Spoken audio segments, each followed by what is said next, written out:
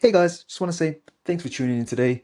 Smash that subscribe button if you're new here, and as always, please like this video if you enjoy the stories. Now, let's get into the stories.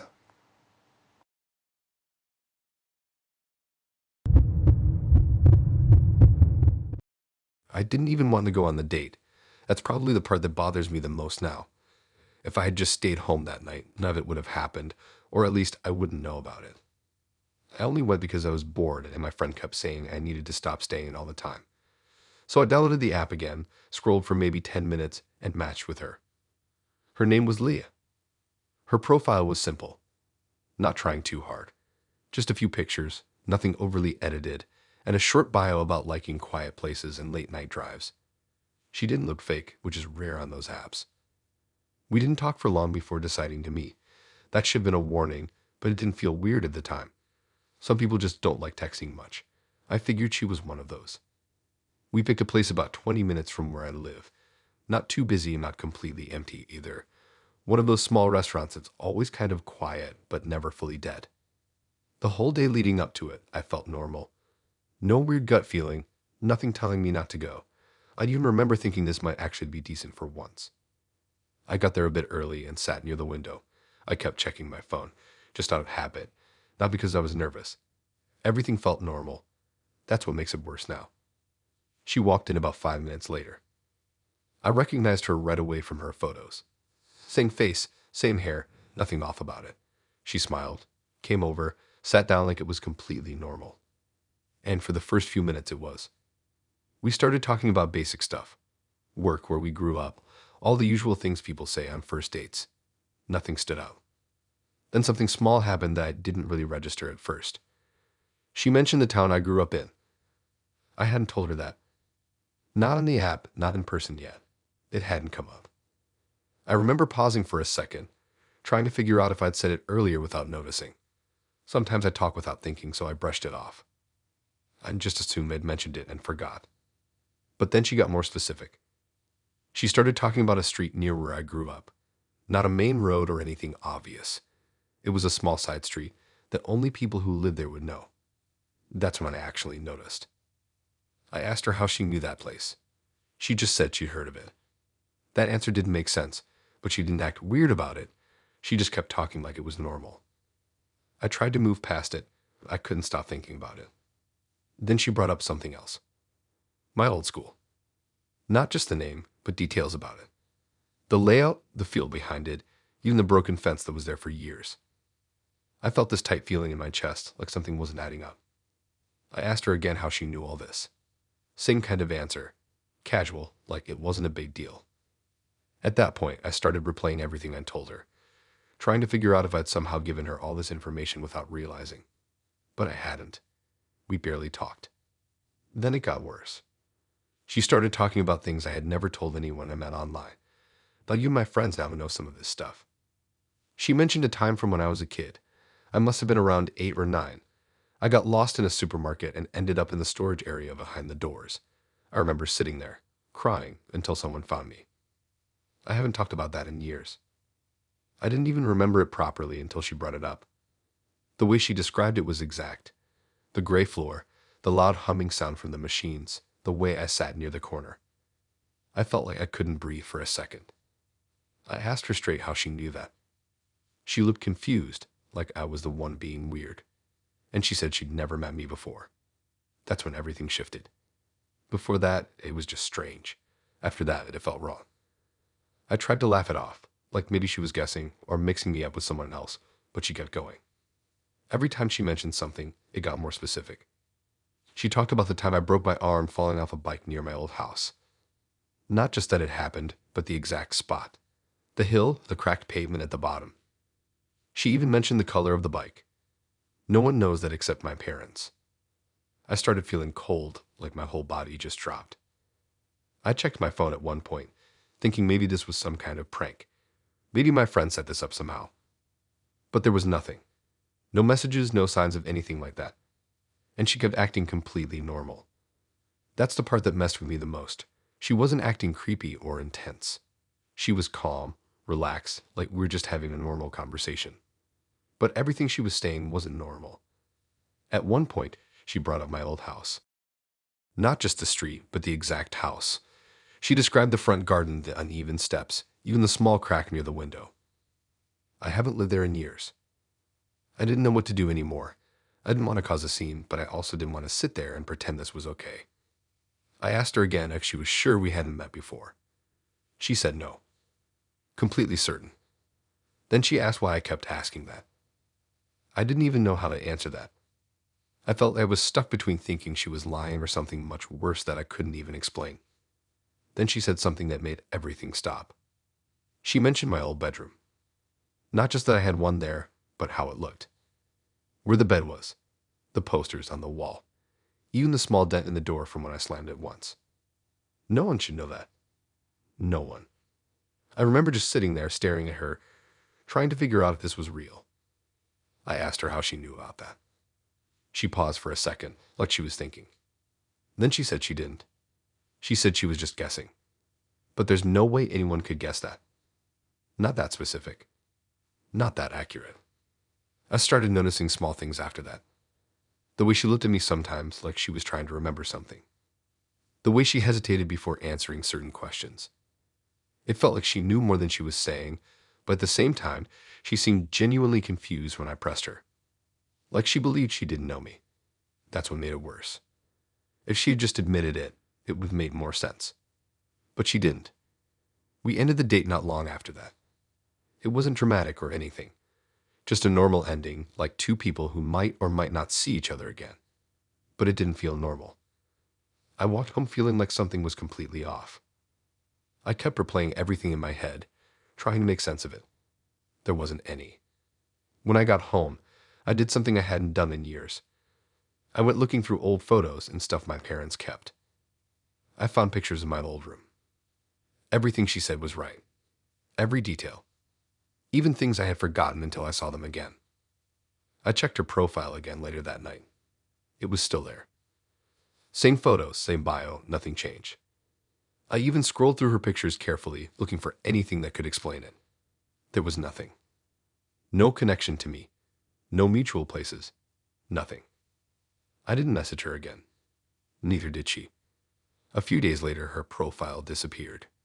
Just gone. Like she deleted it or unmatched me. I tried to find her again, but I couldn't. What bothers me now isn't just what she knew. It's how she acted about it. Like she genuinely believed she'd never met me. Like those memories weren't something she should have. I still think about it sometimes, usually late at night when I can't sleep. Trying to figure out how someone could know things like that without ever being there. Or if she'd been there somehow. And I just didn't remember.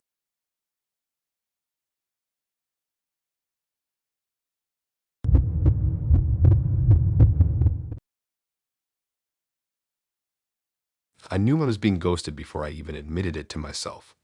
You can always tell. The replies get slower, then shorter, then they just stop completely. It's like watching someone walk away in slow motion but pretending they're still there. The annoying part is the date was actually good. Like actually good, not just me trying to convince myself it was. We met on the app, talked for a few days, nothing crazy, then decided to meet up.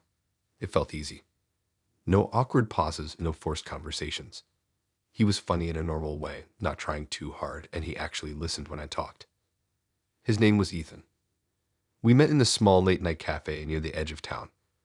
Not one of those trendy places, just a quiet spot with dim lighting and old booths that probably hadn't been changed in years.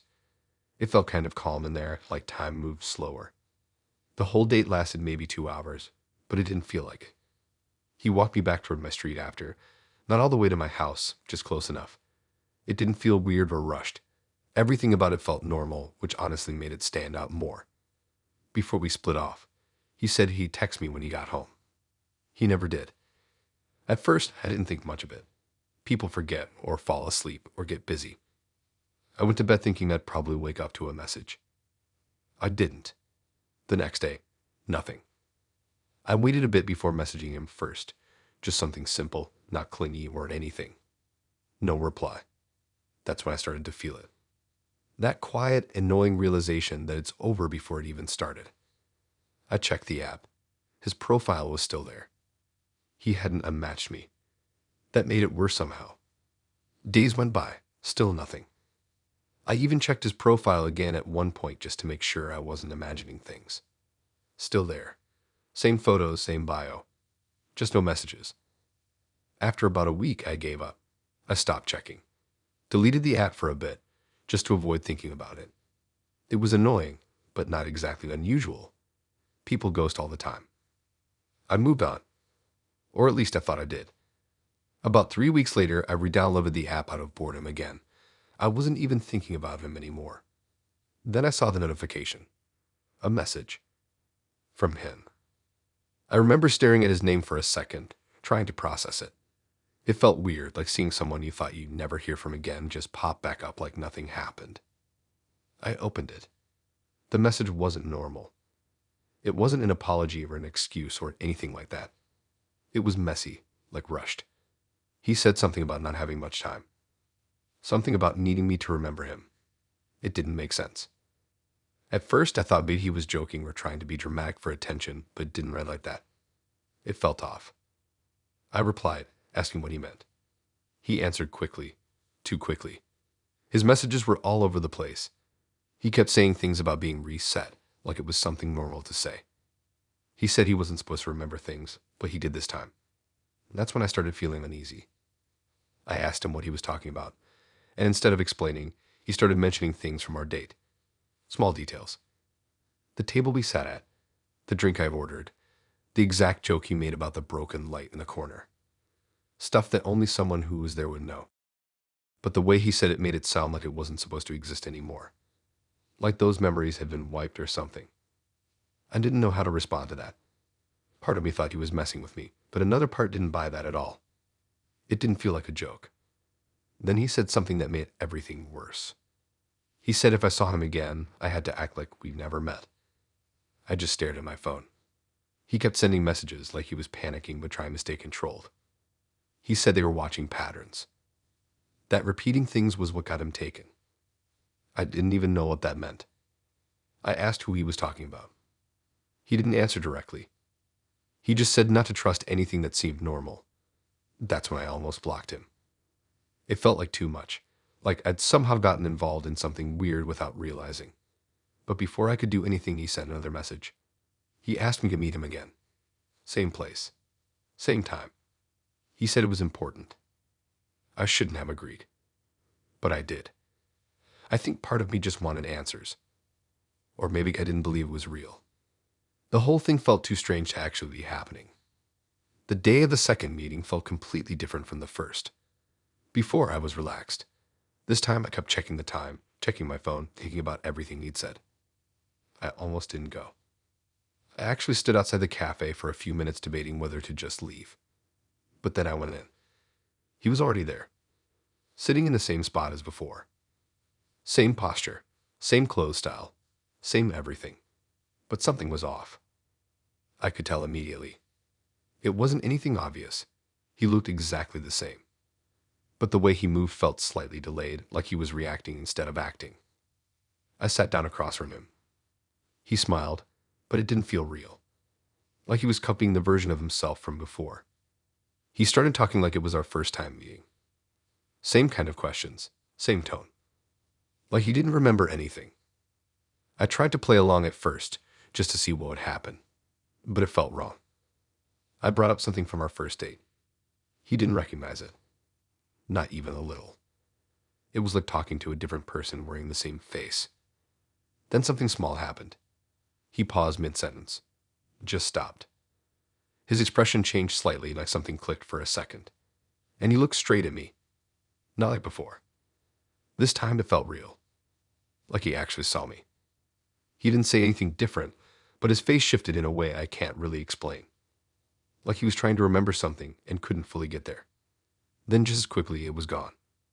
He went back to normal. Like nothing happened. I felt this weird pressure in my chest the whole time after that. Like I was sitting with someone who wasn't fully there. We stayed for about 30 minutes. It felt way longer. Before we left, he said he'd text me again.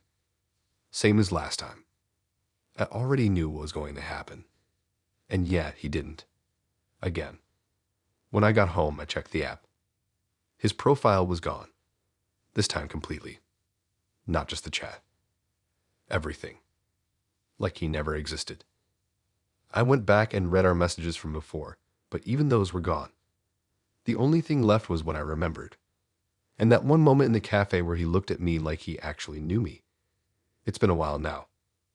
I haven't seen him again. But sometimes I think about what he said. About being reset. About not remembering. And the part that sticks with me the most is how real he seemed for that 1 second. Like he was still in there. Just not for long.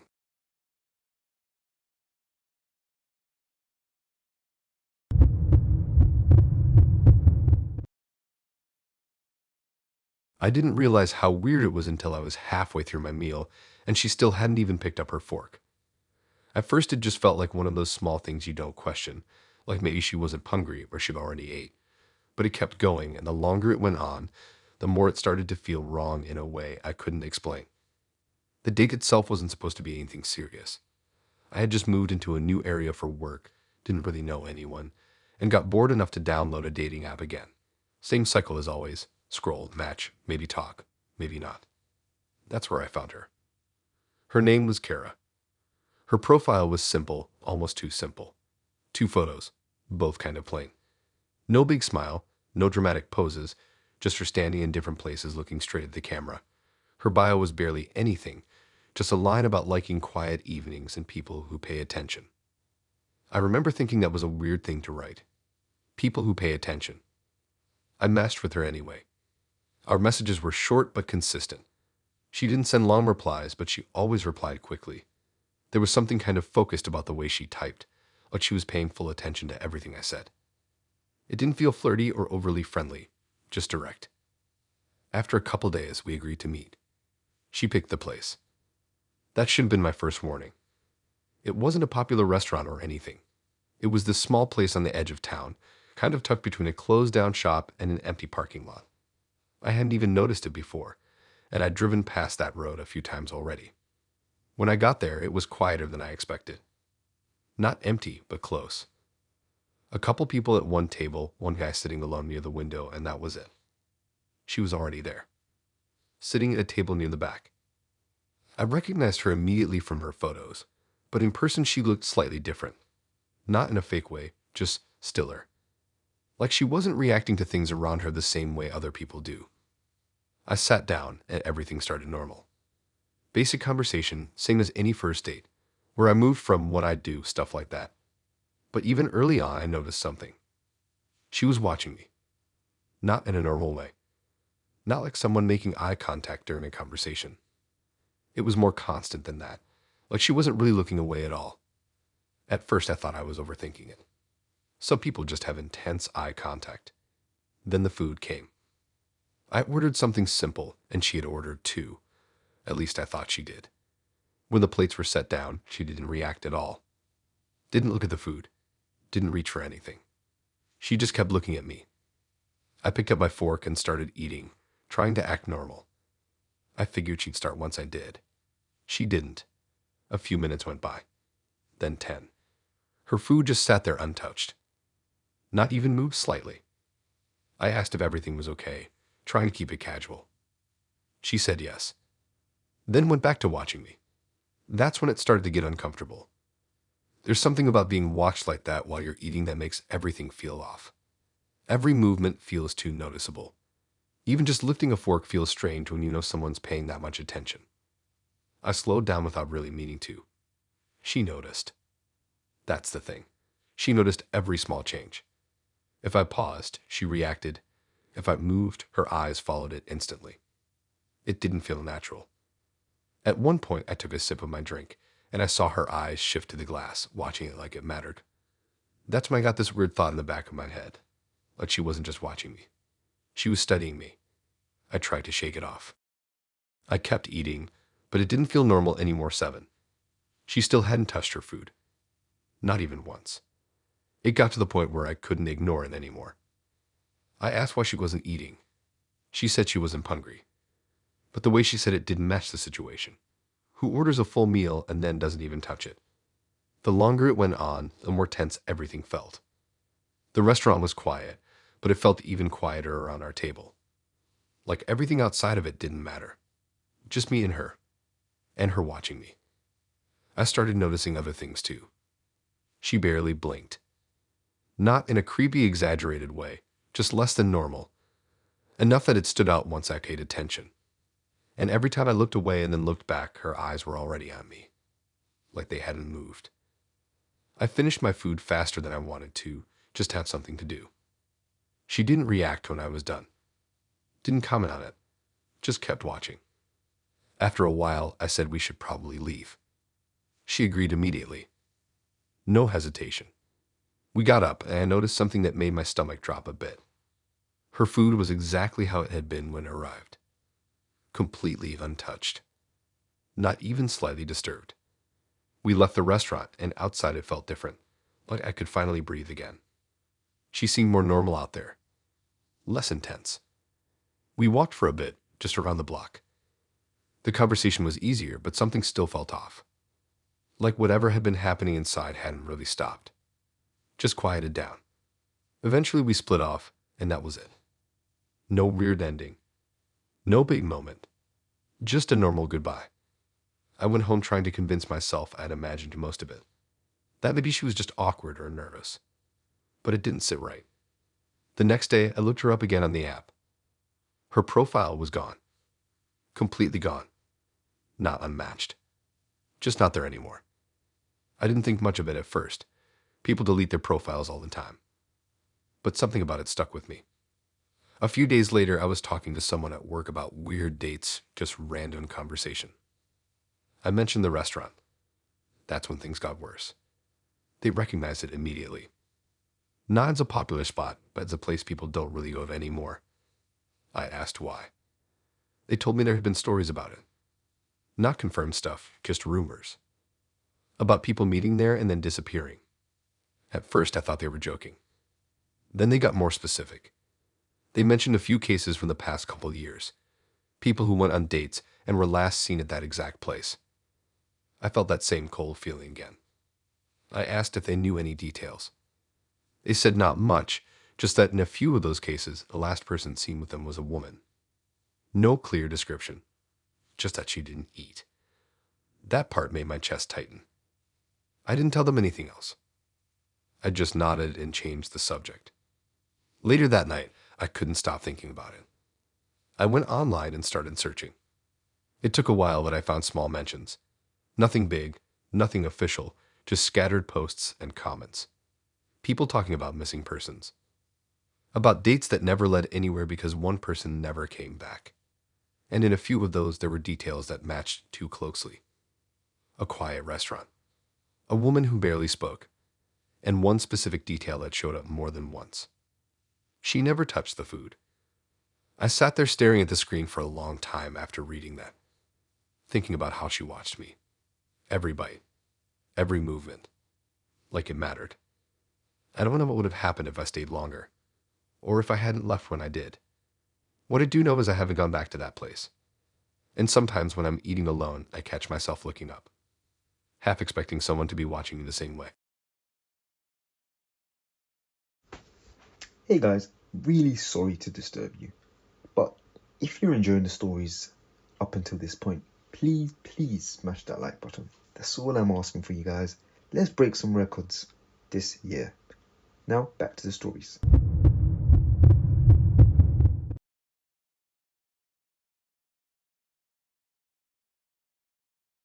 I didn't notice it at first because everything about him was designed so I wouldn't. That sounds dramatic, but it's the only way I can explain it now. Every part of how we met, how we talked, even where we went, it all kept things just dark enough that I never questioned what I was looking at. If I had seen him properly the first time, I would have left immediately. I matched with him on a random night when I couldn't sleep. It was late, like past midnight, the time where everything feels a bit unreal anyway. His profile stood out because his photos were all taken at night. At first, I thought it was just a style thing. Some people like that kind of vibe. Streetlights, shadows, city backgrounds, that kind of thing. His name was Lucas. He looked good in his pictures. Not overly perfect, just enough to seem real. But looking back now, I can't clearly remember his face from those photos. I remember the lighting more than anything, the way shadows covered parts of him. We started talking right away. He was easy to talk to, maybe even too easy. He always replied fast, and he kept the conversation going without it feeling forced. It felt natural, like I didn't have to think about what to say next. After a couple nights of messaging, he suggested meeting up. But only at night. He said he worked during the day, which wasn't that strange. Lots of people do. I didn't question it. We met for the first time around 10 at night. It was in this open area near the edge of town, with a few food places still open and dim lighting everywhere. Not empty, but quiet enough that it felt kind of private. When I saw him in person, everything matched what I expected. Or at least I thought it did. Same height, same general look. His face was partly in shadow, lit by the streetlights and whatever light came from the nearby shops. Nothing stood out. We walked around for a while, got something small to eat, sat on a bench and talked. It felt normal. Actually better than normal.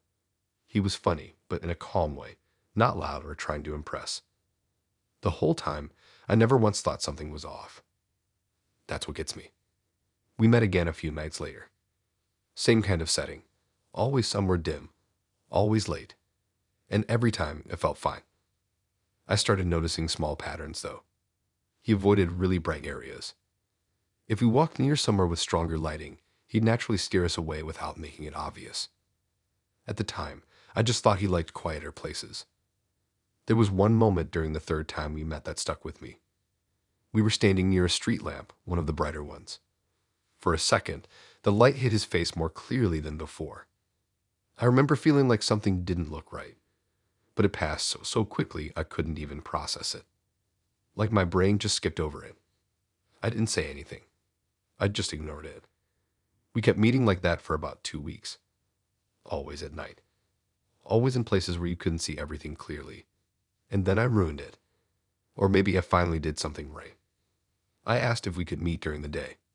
Just once. I don't even know why I asked. It wasn't planned. It just came out. He hesitated. Not long, but enough to notice. Then he agreed. That should have been the biggest warning. The whole day leading up to it felt different. I can't explain it properly, but everything felt slightly off. Like when you're about to remember something important, but it's just out of reach. We agreed to meet in a cafe in the afternoon. Bright, open, full of natural light. I got there first. Sat near the window. The sunlight was strong that day, coming straight through the glass and lighting up everything. It felt normal. Until he walked in. At first, I didn't recognize him. I saw him enter, but my brain didn't connect him to the person I'd been meeting. Then he looked at me, and that's when everything dropped. His face was wrong. Not in a simple way. Not like he looked different from his photos. It was deeper than that.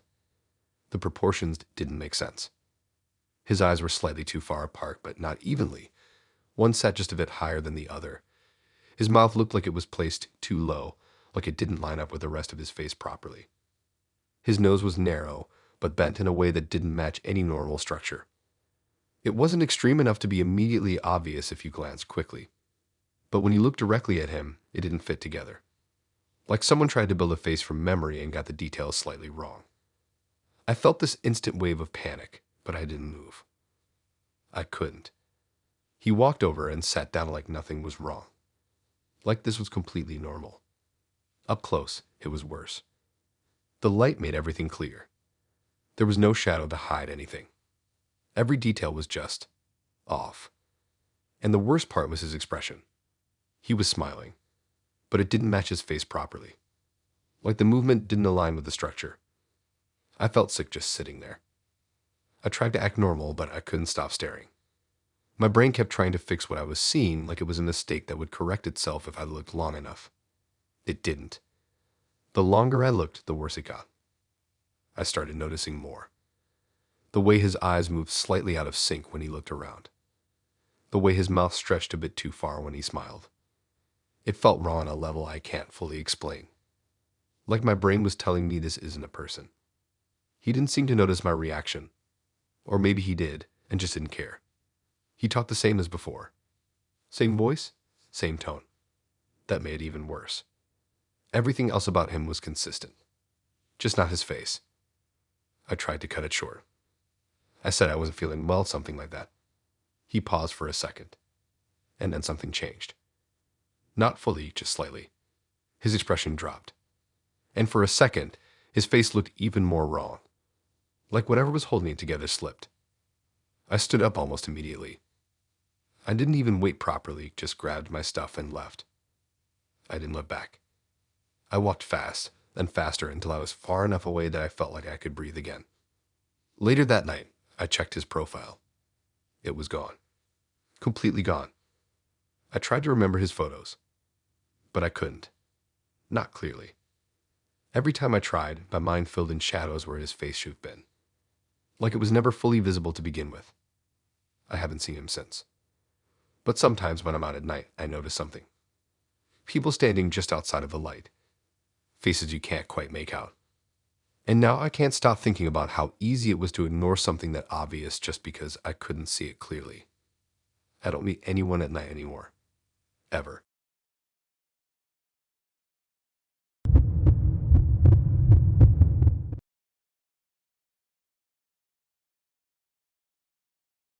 The first time I noticed it, I thought my app was glitching. That's honestly what I kept telling myself even after it stopped making sense, because the alternative felt way worse. It started with a match that should have been completely normal. Her name was Mia. At least that's what it said at the time. I matched with her late one night while I was just scrolling without really paying attention. Her profile looked like every other decent profile. A few clear photos, normal bio, nothing that stood out too much. She looked real. Not overly perfect, not filtered into something fake. We matched, and she messaged first. That already made me pay more attention. The conversation was easy. Not dry, not overly intense, just normal. She asked about my day, what I do, the usual stuff. I didn't think anything of it. The first weird thing didn't happen until the next day. I'd opened the app to check our messages, and her profile picture was different. At first, I didn't question it. People change photos all the time. But this wasn't just a new picture. It was a completely different person. Different hair color, different face shape.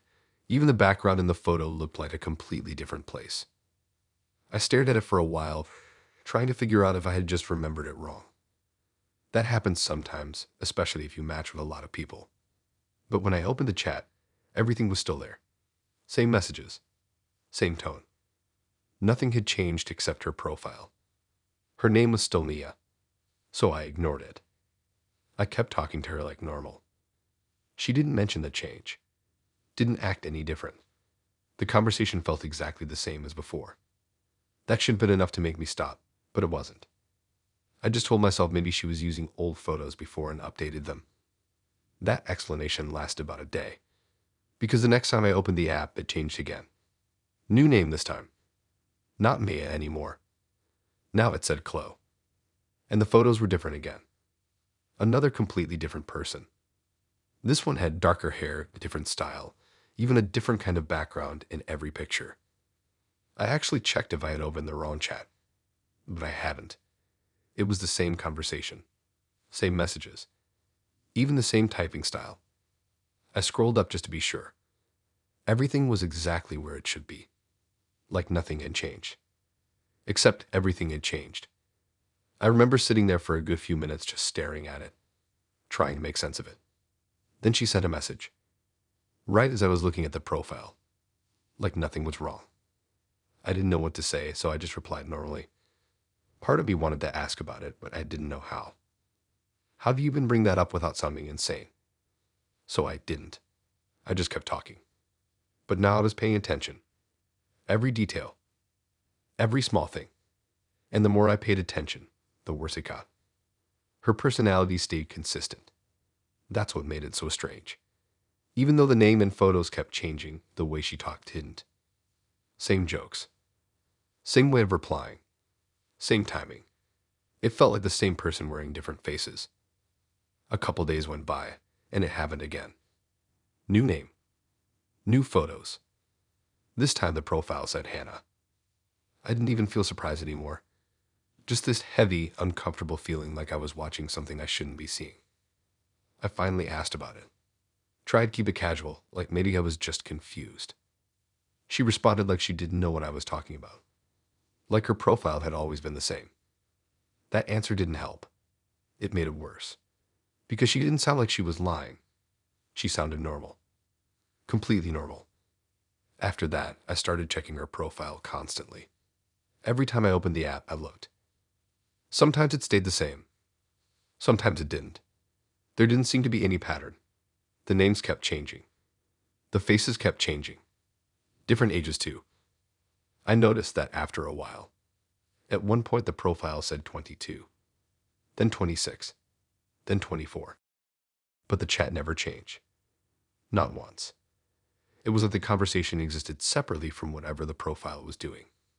I started getting this feeling that I wasn't talking to a person anymore. Not in a dramatic way. Just logically. Nothing about it made sense. No one changes everything about their profile that often. And definitely not while keeping the exact same conversation going without acknowledging it. I thought about deleting the chat. Just blocking it and moving on. But I didn't. I wanted to see what would happen next. That was probably my biggest mistake. A week in, things got worse. She started bringing up meeting. At first it was normal. Just asking when I was free, what kind of places I liked.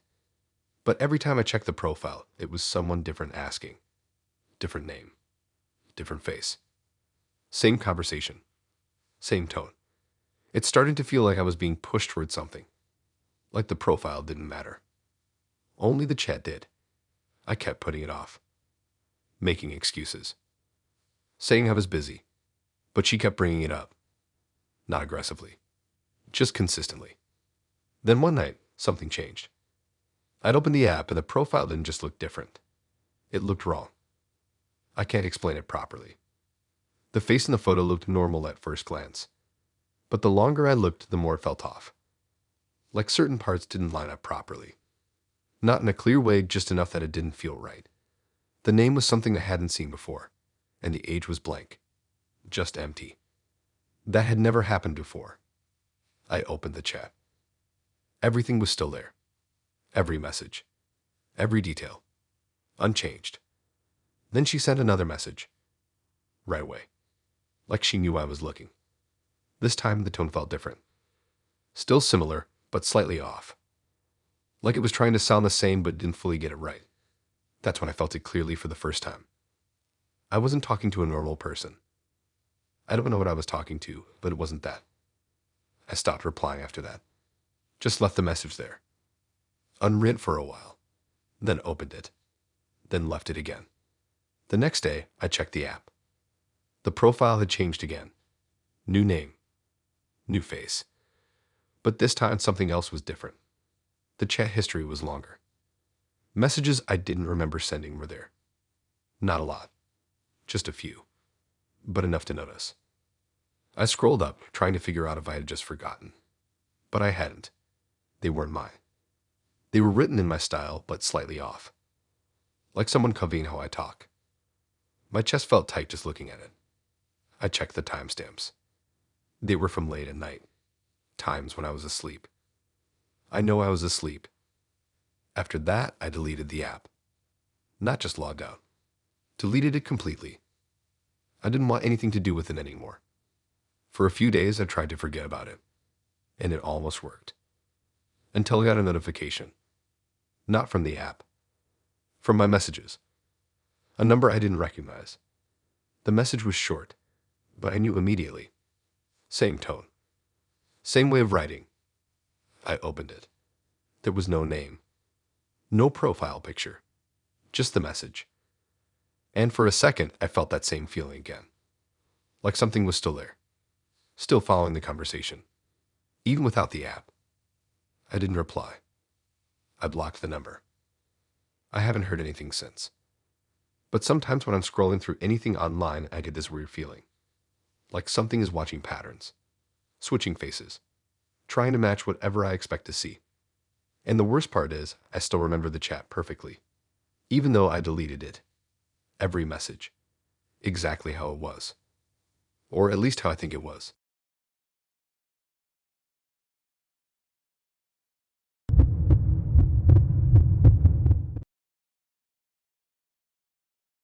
The first voice note didn't scare me. It just confused me in that annoying way where something almost makes sense, but not quite. I remember replaying it like 5 times, thinking I misheard something, but every time it was the same. And the worst part is, it sounded like me.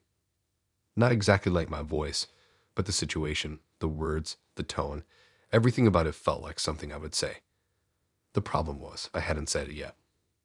I matched with him on a random weekday evening when I was just laying on my bed doing nothing.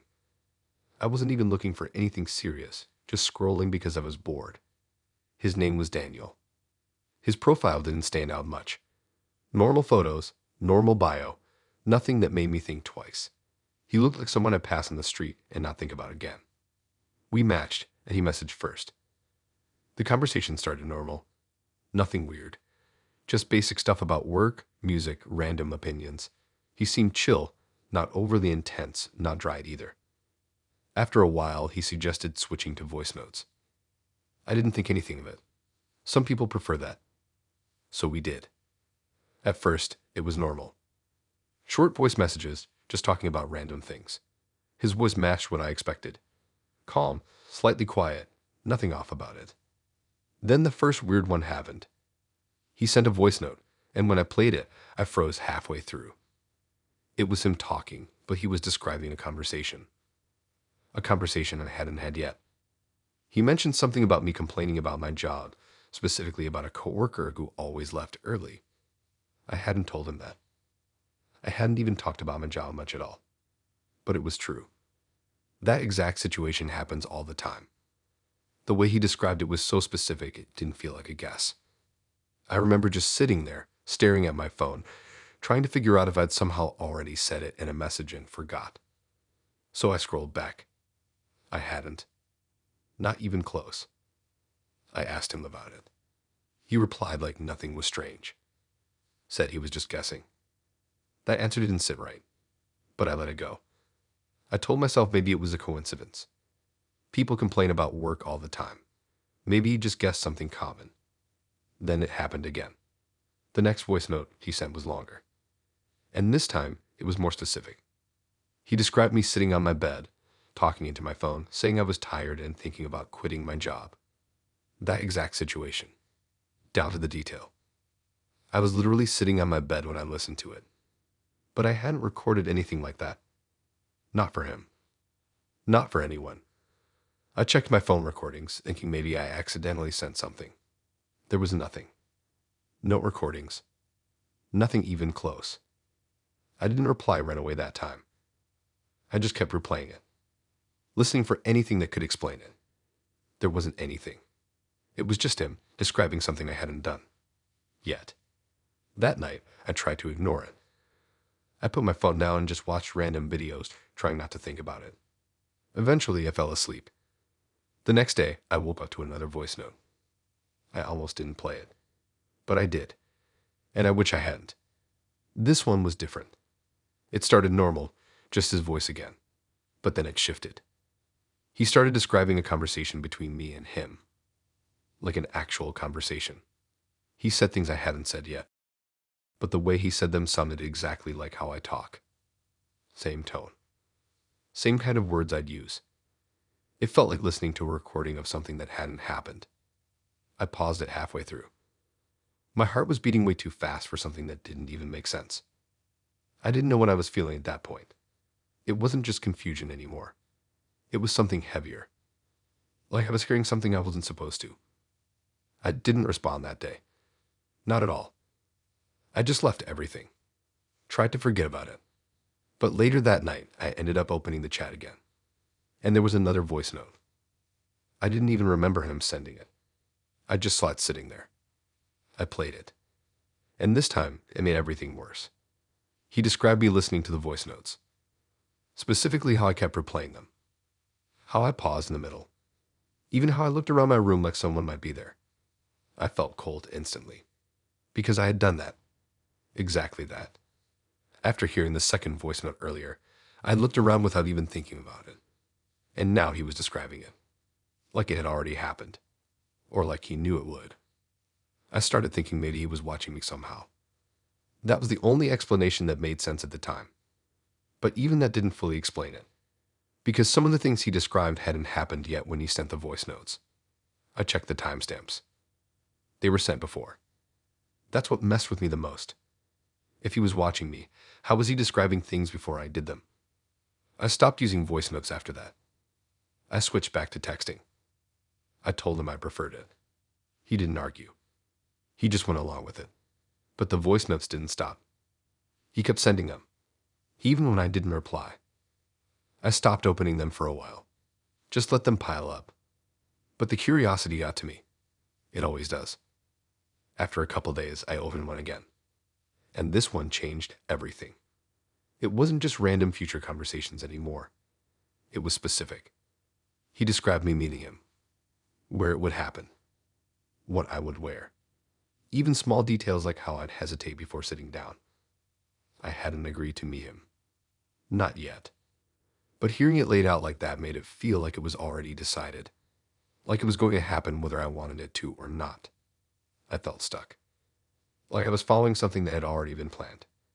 I tried to break it. I told myself I wouldn't meet him, that I'd just block him and move on. So I blocked him, deleted the chat, everything. For a day, it worked. I felt better, like I had control again. Then I got another voice note. Not on the app, on my phone, from an unknown number. I didn't even know how he got it. I'd never gave it to him. I stared at it for a long time before playing it. Part of me already knew what it would be. When I finally did, I felt that same heavy feeling again. It was him. And this time he sounded different, more certain. He described me blocking him, deleting the app, even hesitating before opening the message. Everything I had just done. Then at the end, he said something that made my chest feel tight. He described the next day. Said I would go outside, walk to a specific place, and meet him there. I haven't gone outside much since then. I know that sounds extreme, but I don't trust it. I don't trust that it's not already decided somehow. I still get voice notes sometimes, from different numbers. I don't open most of them, but the few I've opened always line up with things that happen later. Small things, but enough to keep me from ignoring it. I don't know if it's predicting what I'll do or causing it. That's the part I can't figure out. All I know is every time I listen to one, it gets a little more accurate. And the last one I opened described something I haven't done yet. Something about opening my door at night. I haven't done that. And I'm not planning to. But I keep thinking about it now. Like the idea is stuck in my head. And I don't know if that's me. Or if it's part of whatever this is.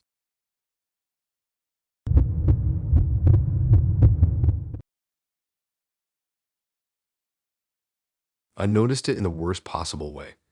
Not slowly, not something I could ignore. It was instant, like my brain tripped over it and couldn't move past it no matter how hard I tried. I lifted my hand to my face, and my reflection followed a second later. Not at the same time. A second later. That shouldn't happen. There's no way to explain that in a normal way. It's either instant or something's wrong. And I don't mean like a mirror glitch or bad lighting. I mean it was delayed, like I moved first, and then whatever was in the mirror copied me after thinking about it. And the worst part is, it started after I met her. Her name was Ellie. I matched with her on a night I probably should have just gone to sleep. I wasn't looking for anything serious. I hadn't even used the app in a while. Just one of those nights where you scroll for no reason. Her profile caught my attention because it felt more real than most. No overdone poses, no filters. Just normal photos. One in her room, one outside somewhere that looked like a random street, one blurry one that looked like it was taken quickly. She looked like someone who actually existed. We matched, started talking, and it moved fast. Not in a forced way. It just clicked. She didn't waste time with small talk. The conversation went straight into real stuff. What we were doing that night, what we liked, random thoughts. It felt like I already knew her somehow. After a couple hours, she suggested meeting. I didn't hesitate. Looking back, I probably should have. She sent me an address. It was an apartment not too far from where I live. Not walking distance, but close enough that it didn't feel like a big deal. When I got there, everything felt normal. The building looked like any other. Slightly worn, nothing unusual. She let me in, and the first thing I noticed was how quiet it was inside. Not just the building, her apartment too. No background noise, no TV, no music, nothing. just silence. She looked exactly like her photos. Same face, same expression.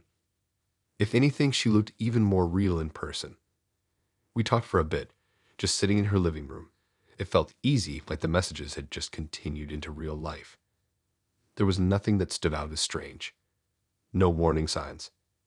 No weird behavior. Everything about it felt normal. That's what makes it worse now. Because nothing gave me a reason to leave. I stayed for a while. Time passed in a way that felt kind of blurred. Not in a dramatic way, just like I wasn't really tracking it properly. Eventually, I left. The whole thing felt like it went how you'd expect. Nothing strange. Nothing to make me question anything. I got home, dropped my keys, went to the bathroom. And that's when it happened. I looked at myself in the mirror. And for a second, everything was fine. Then I moved. And our reflection didn't. Not right away. There was a pause. A tiny one. But enough. Then it moved to match me. I remember just standing there staring, trying to convince myself I imagined it. So I tested it. Slowly. I lifted my hand again. And there it was. That delay. Just a fraction of a second. But real. I stepped back from the mirror so fast I almost tripped. My heart was beating way too fast for something that didn't make sense. I tried again, from further away. Same thing. Every movement I made, the reflection followed just slightly behind. Like it was copying me instead of being me. I didn't sleep that night. I kept checking every reflective surface in my apartment. Bathroom mirror. Window. Even my phone screen when it was off. It was always the same. A delay. Small. But consistent. The next morning, I told myself I needed to calm down. There had to be an explanation.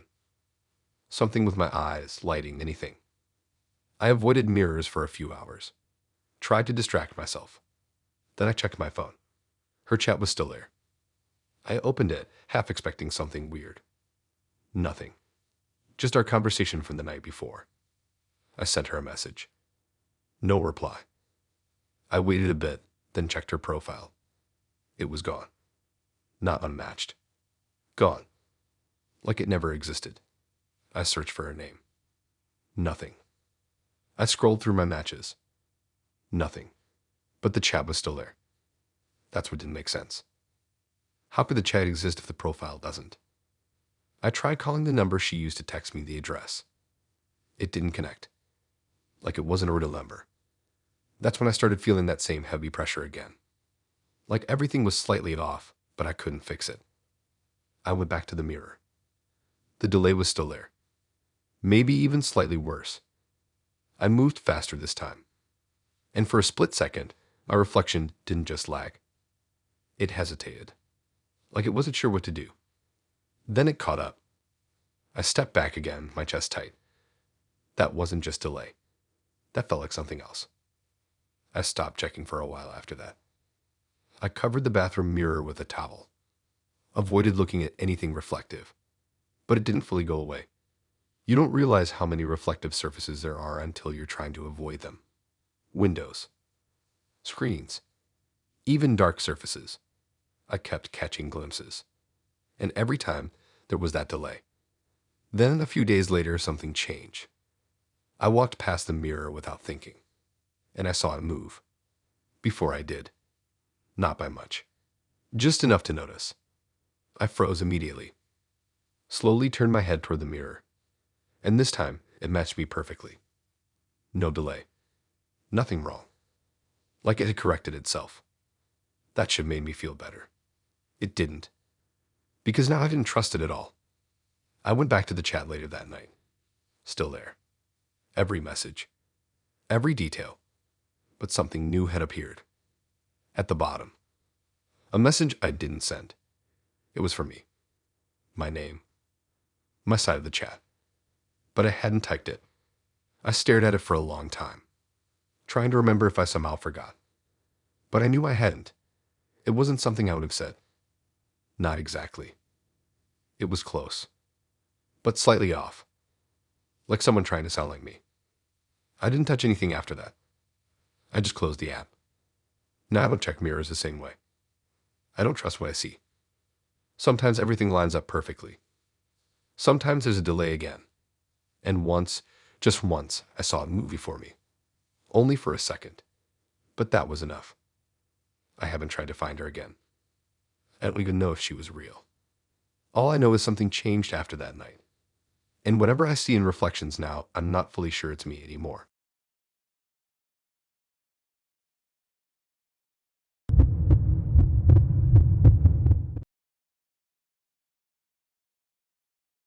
I always thought dating apps were kind of dumb. I mean, the idea of scrolling through endless faces and bios just to find someone you might like felt exhausting. But there was this one night I decided to open the app just to kill time, not thinking much about it. That's when I saw him. His profile wasn't flashy or perfect. It wasn't some polished influencer look. It was casual. He had one picture sitting on a park bench, another walking down a street in a hoodie, and a third blurry one at a coffee shop. It felt real. I swiped right almost immediately. We matched, and he started talking to me in a way that was intense but not overwhelming. He seemed genuinely interested in everything I did, the way I spent my mornings, the way I liked to grab a coffee from the corner cafe on weekdays. He asked questions about little things that didn't even feel important, like what time I usually left the house, what streets I walked on, even what order I got my coffee in. I told him because I thought it was harmless. It felt like part of the excitement of dating someone new, feeling noticed. Our first date came a few days later. I wasn't really nervous because it seemed normal enough. We met at a small outdoor cafe I went to almost every morning. He arrived right on time, knew my usual order, and everything started off smooth. He made jokes that landed perfectly, laughed at the right moments, and didn't try to force anything. I didn't notice anything off at all. For the next few weeks, we kept seeing each other. He started learning more about my routines, remembering small details I had mentioned offhand and leading conversation. At first, it was flattering. Who doesn't want someone to notice the little things? But then it started to feel like he knew me too well, like he was watching me, learning me, memorizing my life like a map. I told myself I was overthinking. Then one night, the weird part started. I was walking home after grabbing a few groceries for the next day. I had laid out what I planned to wear the following morning, a simple green sweater, dark jeans, and black sneakers. I hadn't put it on yet, just set it on my bed so it would be easy in the morning. I turned the corner near the small park close to my apartment, and that's when I saw her. Her. Me, or at least, someone wearing exactly what I had planned to wear tomorrow. Same green sweater, same dark jeans, same black sneakers. The way she walked, the way she carried herself, it was me. I froze in the middle of the sidewalk, trying to make sense of what I was seeing. She didn't see me at first. She was walking slowly, deliberately, as if she was following the exact path I would take in the morning. My brain refused to process it. I blinked, hoping it was a trick of the streetlights or maybe someone wearing the same colors coincidentally. But then she turned slightly, and I caught a glimpse of her face in the dim light. It was mine. I stumbled back, trying to make myself disappear into the shadows. My heart was racing. My chest felt tight, like my body was shutting down from fear and disbelief at the same time. I watched her walk past, completely unaware of me standing there, and then vanish around the corner. I didn't sleep that night. I kept thinking about it, rewinding the moment over and over. How is it possible? How could someone be me before I even put on the clothes? I tried to convince myself it was some kind of prank. Maybe someone had hacked my social media and knew my outfit plan. But nothing in my online life indicated anyone was watching that closely. The next day, I couldn't leave my apartment without checking constantly. Every person walking past my window made me jump. I noticed details I never did before, reflections in store windows, people turning corners, shadows moving. It was exhausting, mentally and physically. And then I realized something worse. My date knew. He had to know. There was no other explanation. He had been learning my routines for weeks, memorizing everything about me, and this wasn't just obsession, it was something else. Something calculated. I tried to confront it in my mind. Maybe it wasn't him. Maybe it was some strange coincidence. But deep down, I knew it wasn't. The timing, the details, the way this me appeared exactly in the outfit I had planned, it wasn't random. I stopped answering his messages for a few days, thinking distance might help me calm down, but the paranoia didn't leave. Every morning, I double-checked the streets, my reflection in the mirror, even my laundry. Was he watching me? Was he somewhere close, waiting to follow the same routines? I felt trapped in my own life, unable to move freely without thinking about him. One morning, I decided to test it. I changed my routine, the way I dressed, the path I walked to the corner cafe. Everything was different from what I normally did. I thought I was safe, but when I glanced back over my shoulder, I caught a movement in the distance. A figure walking exactly like I would have if I hadn't changed anything. Different clothes this time, slightly off from my new outfit, but still eerily coordinated. I ran the rest of the way home. I locked my door and refused to leave for the rest of the day. The walls of my apartment, once comforting, now felt like a cage. Every sound outside made me jump. Every shadow looked like it could be him. I stopped answering his texts entirely after that day. I changed my routines even more, varying times, paths, everything. It didn't stop me from feeling watched.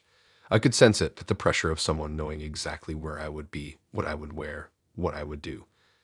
It followed me everywhere, an invisible presence that never left. I've tried to tell friends, but who would believe me? Someone following my exact routines, showing up in my life before I'd even make a move. It sounds insane. I've stopped using dating apps entirely. I've stopped talking to new people. My world has shrunk to the apartment I live in, the streets I can't escape, and the routines I try to disguise. And even now I notice details. Someone walking down the street, too slow, too precise, turning corners I would turn. And the thought hits me that maybe it's me again, or maybe it's him. Or maybe it's something else entirely, wearing someone else's life like a mask. I can't tell anymore. I don't go outside much. I barely leave my apartment. I keep my routine secret, my window is closed, my door is locked. But still, sometimes I catch a glimpse in a reflection, a shadow, someone moving exactly like I would, and I know I'm not imagining it. It started with a dating app, a seemingly normal connection, someone who learned too much. And now, my life isn't mine anymore. Someone, or something, is living it alongside me, just one step ahead, one step behind, always watching, always knowing.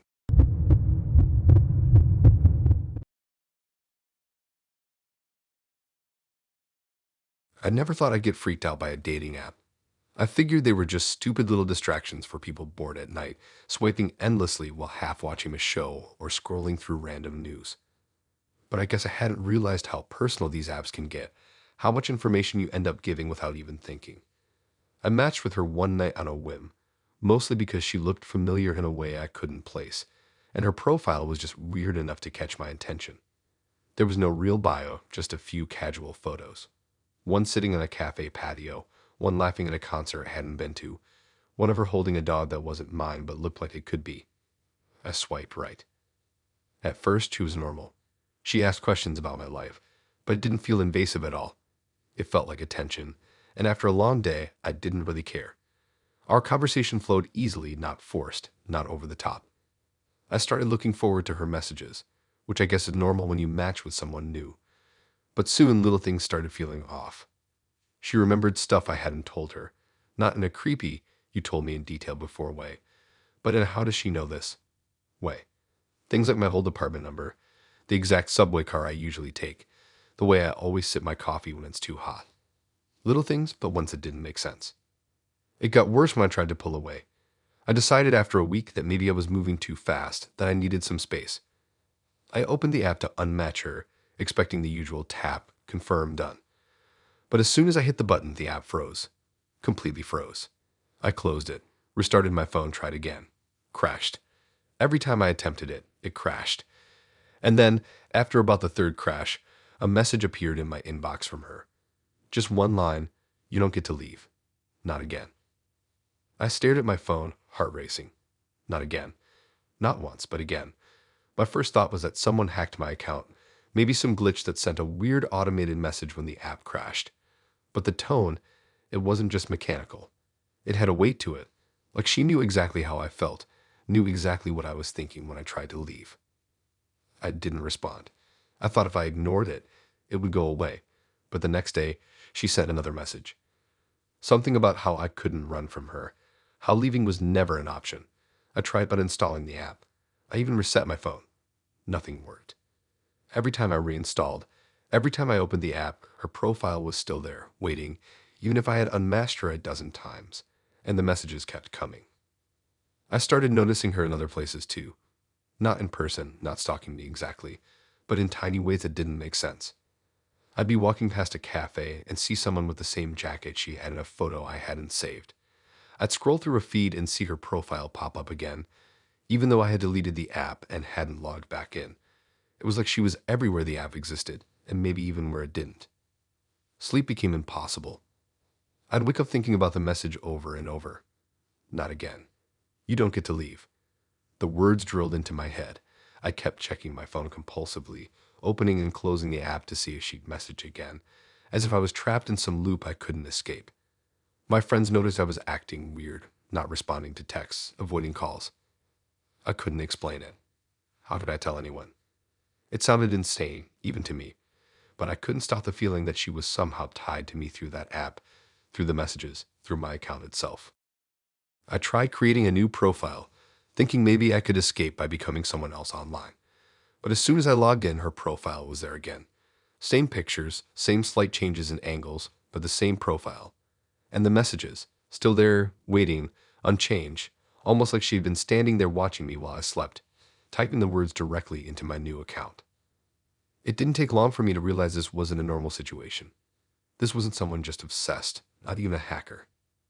Something about her was different. She could be anywhere at any time. She could reach me even when I tried to erase every trace of her. And the more I resisted, the more persistent she became. The app wasn't just an app anymore, it was her. I started taking extreme measures. I deleted every dating app. I changed my phone number. I created new emails. But every time I did, every time I thought I'd escaped, there was her message waiting. Not once, not twice, but again and again. Each message was slightly more detailed, more personal, like she had been watching me while I thought I was safe, like she knew every corner of my life, every little routine, every way I tried to hide. I started documenting everything. Every crash, every message, every glimpse of her profile appearing somewhere it shouldn't. I even filmed my phone screen during crashes, tried to capture the phenomenon, but nothing looked abnormal on video. The messages seemed normal when recorded, normal when I tried to screenshot them. But when I held the phone in my hands, the words felt alive, like they were directed at me specifically, following me through every step of my day. Eventually, I started noticing the psychological effects. I was jumpy all the time, never relaxed. I stopped leaving my apartment after dark. I couldn't trust anything digital. My friends tried to help, but I couldn't tell them the truth. They wouldn't understand. Who would believe an app could trap you, and a person, or something pretending to be a person, could keep messaging you endlessly even after you tried to escape? I thought about taking a break from technology entirely, living off the grid for a while. But even as I considered it, a message popped up on my old phone, which I hadn't used in weeks. You don't get to leave. Not again. I realized then that this wasn't just about the app. It wasn't just about her profile or her messages. It was me, my own life. Every time I thought I could pull away, she, or it, found a way to pull me back in. I can't say how long this has been going on. Days feel like weeks, weeks like months. Every time I blink, I see her profile on some screen I shouldn't be seeing. Every time I try to escape, the crash happens, the message appears, the words echoing in my head. You don't get to leave. Not again. I don't know what she wants. I don't know why I'm stuck in this loop. I don't know if uninstalling the app again would even help, or if it's too late. All I know is that every time I try to leave, every time I try to free myself, the app crashes and the same line appears like a promise, like a threat, like something inevitable. You don't get to leave. Not again. I've stopped trying now. I don't swipe. I don't open apps. I barely look at my phone. But I can't ignore the feeling that she's still out there, still in there, watching, waiting, knowing. And I don't know if I ever get a chance to leave.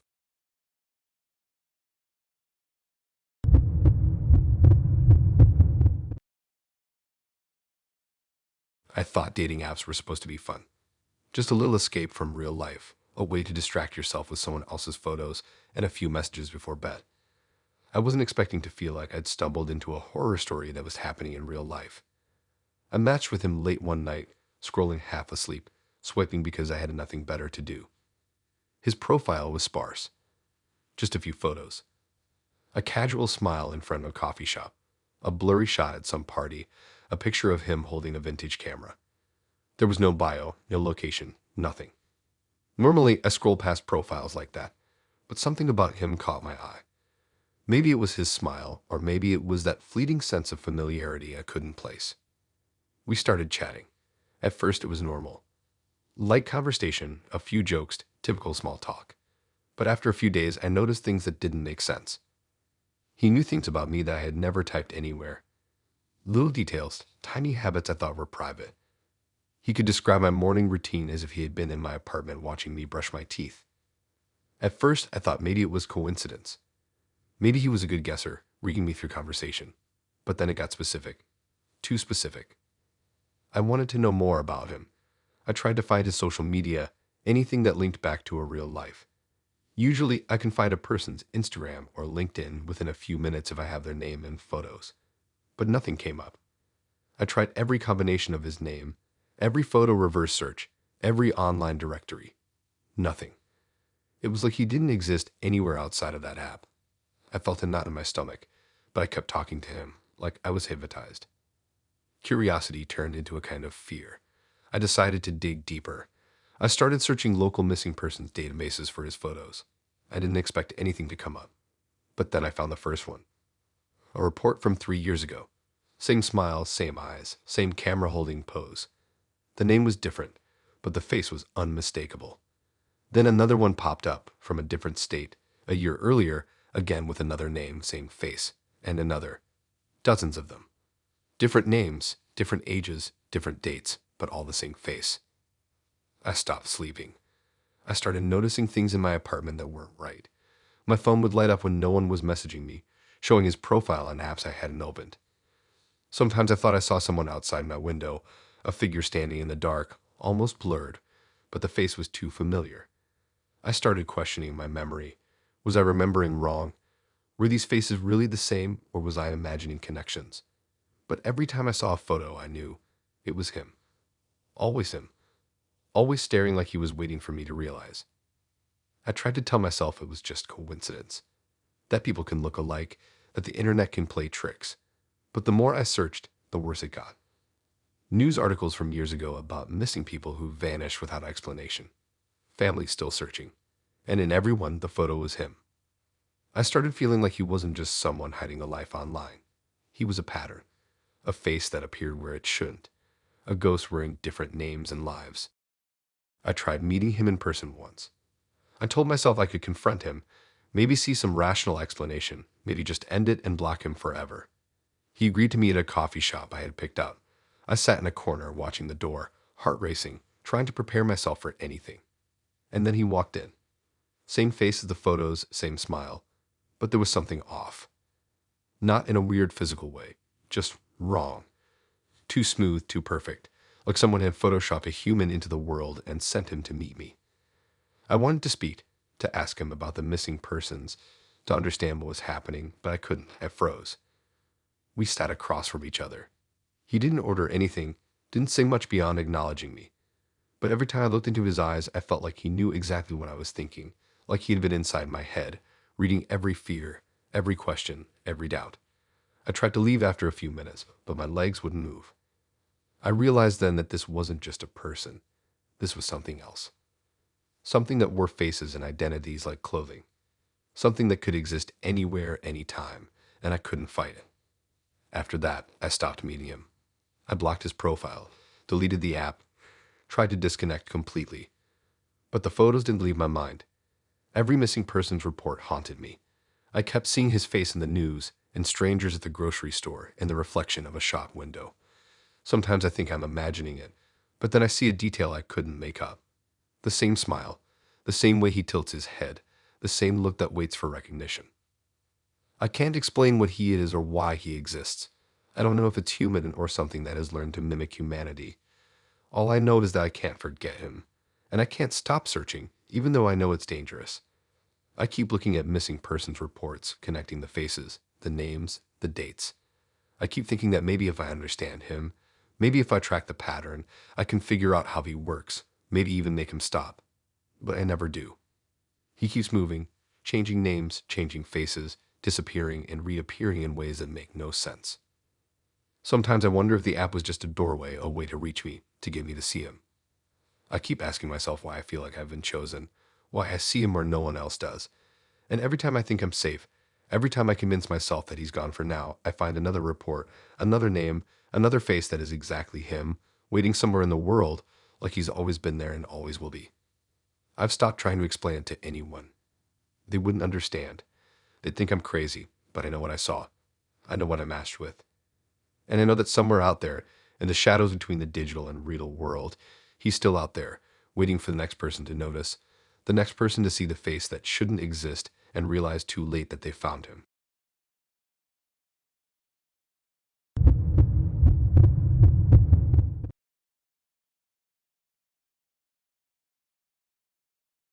I don't know how to start this without sounding completely insane, but I guess I have to begin at the beginning. I matched with her on a dating app late one Friday night, scrolling after a long week of work and thinking I'd just swipe a little before sleep. Her profile was weirdly empty. No bio, just a photo of her sitting on a park bench at sunset, hair blowing in the wind like she belonged in a painting. Something about that picture made me keep swiping, even though I normally skip profiles with no information. I sent a message just to see if she'd respond. She did almost instantly, and that's when things started to get strange. At first, the conversation was normal. Just the usual small talk, questions about favorite music and movies, what we did for work. But she said something that made me pause. She claimed she could pause time. I laughed it off, thinking it was some joke or a weird pickup line. But the way she said it, it didn't sound like she was joking. She was serious. I wanted to challenge her, so I agreed to meet her in a small coffee shop downtown, hoping to figure out if she was just eccentric or something else. The day of our date, I noticed she had no phone with her. She didn't check it, didn't type anything, just sat across from me and smiled. I tried to ignore the unease creeping up my spine, but the moment she touched her coffee cup, everything around us changed. It was subtle at first. A bird outside froze mid-flight. A waitress paused mid-step carrying a tray. Even the chime of the cash register stopped. It felt like someone had hit pause in the world itself. My own movement slowed, like I was wading through molasses. At first, I thought I was hallucinating. I rubbed my eyes and blinked, but it didn't go away. She just sat there, perfectly normal, sipping her coffee, watching me like she was waiting for me to understand. And then I noticed it. Behind the frozen world, something was moving. Shadows creeping along the walls, a figure in the corner of the room shifting, something alive, but not alive, sliding between the frozen objects, moving like it didn't belong. I couldn't focus on it. Every time I tried to look directly at it, it disappeared or morphed into the background. I felt my heart pounding, but she was calm. She explained, without saying it out loud, that the pause was real and that what moved in the background wasn't bound by the rules of time. I wanted to get up, to run, to leave, but I couldn't. My body felt trapped, like her power extended beyond just freezing everything. I could barely move, barely breathe. The figure in the background grew more defined as my panic grew. It was tall, dark, featureless, and seemed to stretch between spaces, moving along the edges of the frozen cafe. I could feel it looking at me, not with eyes, but with intention. The pause lasted longer than I expected. I lost track of how long I was stuck like that. My mind went through every logical explanation, every story I'd ever heard about time travel, glitches, hallucinations, viruses in the brain. None of it fit. None of it made sense. And when she finally lifted her hand, allowing the world to move again, it was like nothing had happened, but I knew it had. The shadows had vanished. The figure had gone, but the memory of it remained. And I felt like it had marked me somehow, like it knew I'd seen it. After that, I tried to leave. I thought if I left, I could put distance between myself and whatever that was. But she asked me to meet her again. I couldn't refuse, even though I wanted to. Every time I thought of running, a part of me wanted to go back, to see if I could understand what I had seen, to see the figure again, to see the pause in action. I told myself I was insane, that I was imagining things. But then she started texting me, even though I thought I had her blocked on every app. Messages appeared at odd times, sometimes when I had no service, sometimes when my phone was off. She would describe the background shadows as if she could see them moving even when I couldn't. The next date was in an abandoned warehouse she picked. She said it would be easier to demonstrate the pause without distractions. I arrived, and she led me to the center of a huge open space, dust motes floating and sunlight streaming through broken windows. She raised her hands, and the warehouse stilled. The wind stopped mid-flow, a rat froze mid-scurry across the floor. Even the dust motes hung perfectly still. And then, in the periphery, the shadows returned. They moved faster now, forming shapes that didn't make sense, stretching and contorting like liquid. I could see multiple figures, or maybe it was just one twisting and folding on itself. My head hurt from trying to focus, from trying to make sense of what I was seeing. It wasn't just creepy. It was alive in a way I couldn't comprehend.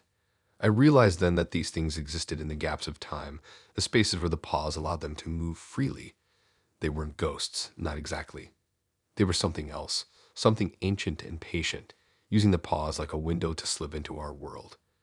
And she was the only one who could control it. She smiled at me calmly, while I felt my mind breaking trying to understand how any of this was possible. I tried leaving that night, but the exit seemed different. The warehouse had shifted, walls subtly in the wrong places, doors that weren't there before, windows that overlooked empty darkness. I realized that being with her, being near her pause, meant being in the same world as whatever moved behind time. I could feel it pressing in, testing boundaries, like it knew I was thinking about it, like it was learning me. I ran blindly through the building, tripping over frozen objects that somehow weren't frozen for me, until I finally reached the door and stumbled into the night air. After that, I stopped seeing her in person. I tried blocking her on every app, changing phones, even moving to a different part of the city. But the messages didn't stop. They came at odd hours, describing moments in my life before they happened, describing what the shadows were doing, commenting on my fear. I stopped going out at night. I stopped trusting my own senses. I began to notice gaps in my perception, things moving slightly too fast or too slow, things that weren't right in the corner of my eye. Every time I blinked, I thought I could see it again, the twisting figure, moving just behind the edges of normal time. Eventually, I realized I couldn't live a normal life anymore. Every encounter, every interaction might be happening during a pause. Every shadow in the corner could be it, watching, waiting, testing. I've taken to sleeping during the day and avoiding mirrors. Sometimes late at night, I feel a subtle pressure in the room, like a heartbeat that isn't mine. And I know she's out there controlling the pause, letting the background shadows slip in and out of our world, reminding me that nothing is truly frozen, nothing is truly safe. I can't tell anyone about this. They'd think I'm insane. I can't show proof because no one else can see it unless she allows them to. All I can do is wait and hope that one day the pause ends and the shadows retreat, and maybe, just maybe, I can live in a world that moves at its own pace again. But I doubt it, because the last message she sent me, just as the sun set, read simply, "Do you see them now?"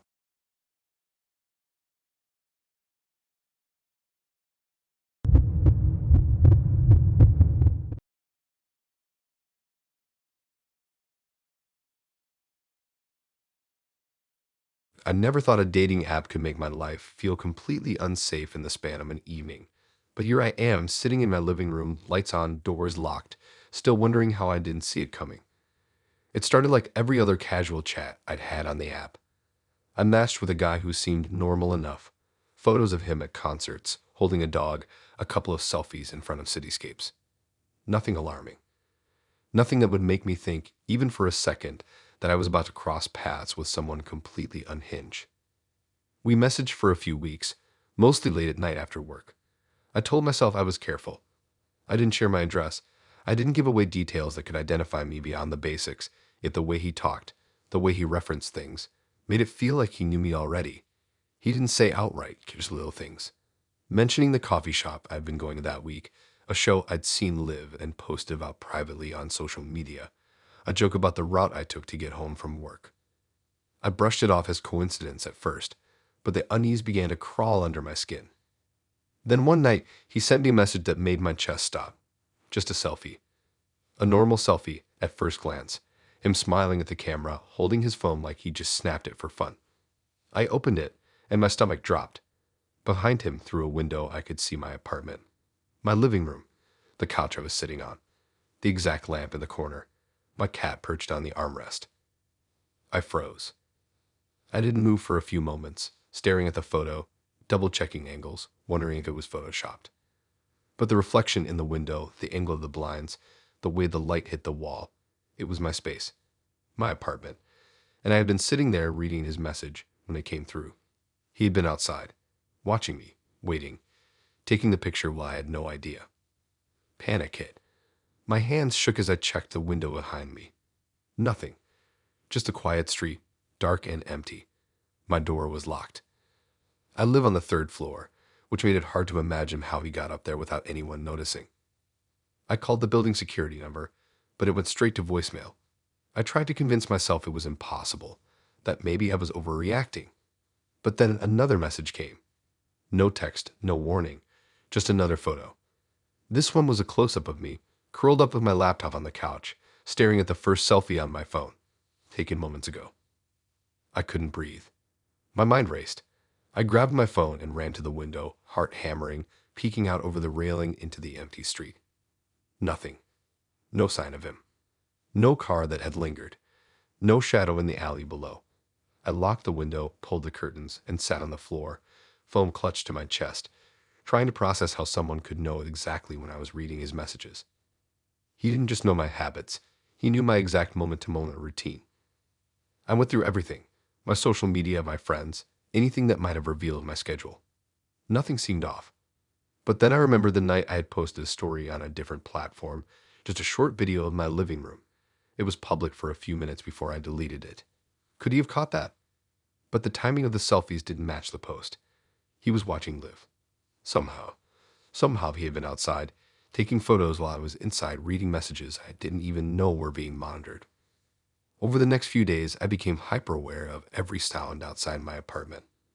The slightest rustle of leaves, a car door slamming, a cat mewing in the alley below, it all set me on edge. I started installing extra locks, checking the peephole constantly, even moving furniture away from the windows. But it didn't matter. The messages kept coming. They weren't just selfies anymore. Sometimes he sent short clips, little videos showing me from angles I didn't think anyone could see. He wasn't in the videos just me moving around, doing normal things, completely unaware. I didn't know what to do. I tried reporting him to the app, but nothing happened. It was like he had erased any trace of himself online beyond that profile. No social media, no phone number, nothing. It was like he existed solely to track me, to study me, and he had found a way that didn't require any digital trail. I stopped leaving my apartment except for work. I tried to get friends to come over, but even they started noticing things. Shadows near the windows, odd reflections, the sense of being watched. One night, exhausted and terrified, I decided to turn all the cameras in my apartment toward the windows, hoping for some proof, some explanation. The moment I powered them on, I got another message. Another selfie. But this one was taken from inside my apartment. From the corner of the living room behind the couch. The angle was impossible. I had cameras, I had locks, I had curtains, yet here it was, the unmistakable image of him, smiling at the camera, holding his phone, standing in a space I hadn't seen him enter. I panicked, smashed my phone, and unplugged everything. I ran to the window ready to scream, ready to confront the impossible. Nothing. The street was empty. The air was still. And yet I knew he had been here. I could feel it. A sense of being observed never left. Even now, writing this, I feel it pressing in. Every reflection, every slight movement in the corner of my vision makes my skin crawl. He can be anywhere. He knows everything. He doesn't need to be online. He doesn't need a digital footprint. He just waits. He watches. I haven't slept well in weeks. I avoid looking out windows, avoid my balcony, even avoid leaving the apartment when I can help it. And I know it won't end. No matter what I do, he can always find a way to be there, capturing me in real time, documenting every moment I think is private. Every notification, every light flicker, every shadow in my peripheral vision is a reminder. He is out there, watching, waiting, and the scariest part is knowing that this is just the beginning. He could be anywhere right now, taking photos I don't even know exist, from angles I can't imagine, while I sit here pretending to be safe. The next time I see a notification on my phone, I won't check it. I can't, but I know deep down I'll never be free of the feeling that someone is there somewhere, taking selfies of me without my consent, studying my every move, and waiting for the perfect moment to make his presence unavoidable. I don't know how to escape him. I don't know if I ever can. And every time I hear a slight noise outside my window, I remember that first selfie, and I know it's only a matter of time before the next one comes.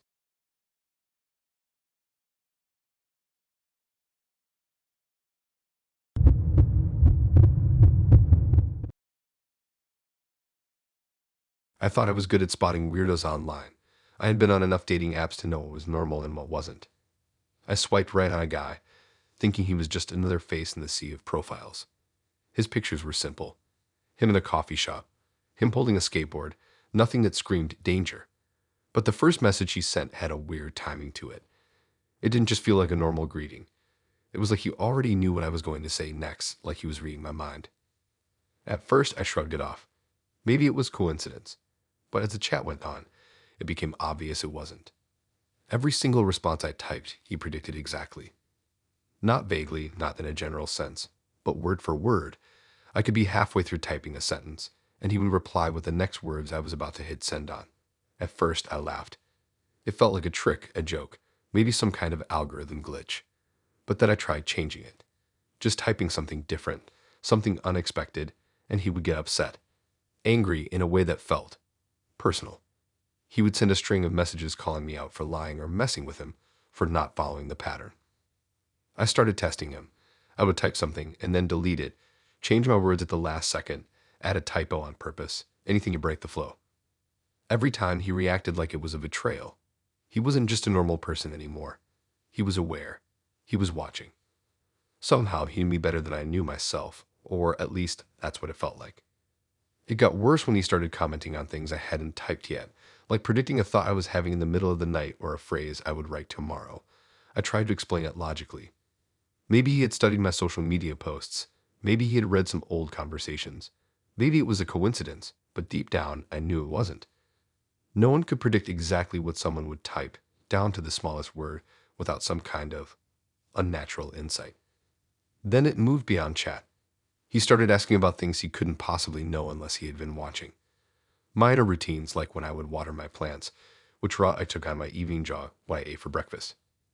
And I hadn't told anyone this stuff, not even friends. I began to notice patterns in my life. He seemed to know them all. Every day I would type a message, and he would reply before I could finish, answering my own thoughts as if he had lived inside of my head. I tried blocking him, deleted the app, created a new profile, changed my phone number. Nothing worked. He found me anyway. New accounts, new numbers, new emails, it didn't matter. Every time I thought I was free, he appeared again, predicting what I would type next, and getting furious when I tried to send something different. I couldn't escape the feeling of being manipulated, of being watched, and most of all, to dread that I had lost all control over my own words. It didn't take long for this to invade my offline life too. Every time I tried to say something out loud, I could swear he was anticipating it. Sometimes I would start a sentence in a meeting at work, and I imagined him in my head, frowning because I was veering from the expected path. It was ridiculous and exhausting, but the fear that he was actually there, that he could predict me, was relentless. I stopped writing freely. I stopped chatting with anyone. My phone became a cage I couldn't escape from. I thought maybe I was losing my mind. I tried talking to friends, explaining it as best as I could, but how do you tell someone your online match knows exactly what you are going to type before you type it? People laughed. People said it sounded like paranoia, but then he started leaving messages that weren't even digital. Notes, small scraps of paper slipped under my door with phrases I had been thinking, sentences I hadn't said out loud, thoughts I hadn't typed yet, words that should not have existed outside my mind. I tried to fight back, pretending to type one thing while thinking another, responding in ways he didn't expect. He would explode in messages, accusing me of dishonesty, of trying to trick him, demanding that I answer exactly how he predicted. It wasn't playful anymore. It wasn't a game. He had a way of controlling the conversation, of controlling me. And every time I attempted to reclaim my words, he retaliated, knowing what I intended before I even typed it. Sleep became impossible.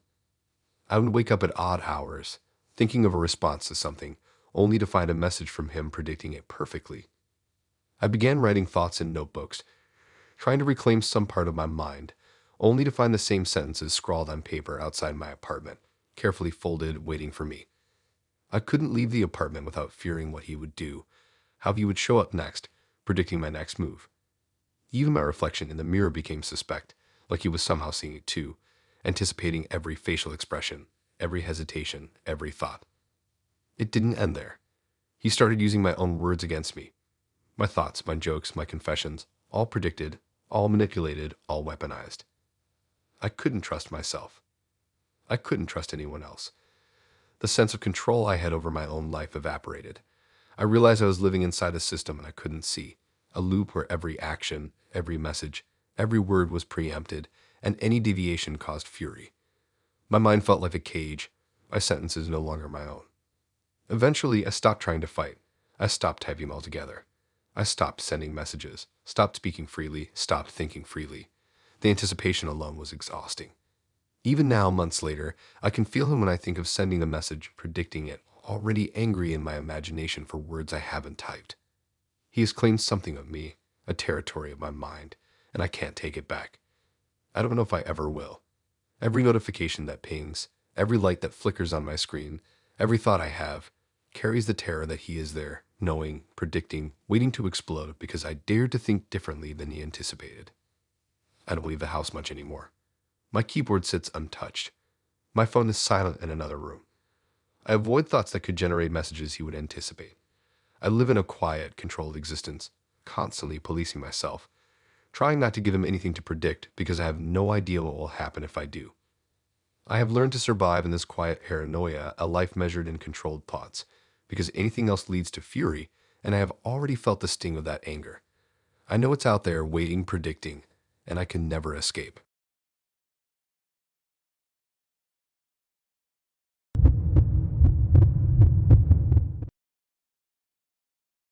I thought it was going to be just another boring Friday night swiping on my phone, half paying attention while I live on my couch with a leftover slice of pizza and my headphones blasting some random playlist. Dating apps are mostly a mess, right? But then I saw her picture, and I don't know.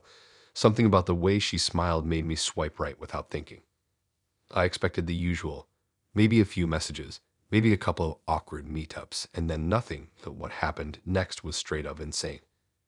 We decided to meet at this little coffee shop that I used to go to with my friends after school, the one with those creaky chairs and cheap pastries that cost like $3 each.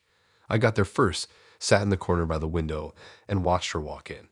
She looked exactly like her pictures, but somehow sharper. I noticed every tiny movement, like she was analyzing the room as much as I was. When she sat down, she smiled and said she was surprised to see me there. I laughed over the usual small talk stuff, and that's when she did something that made my stomach flip. She started talking about my childhood. Not in a vague way either.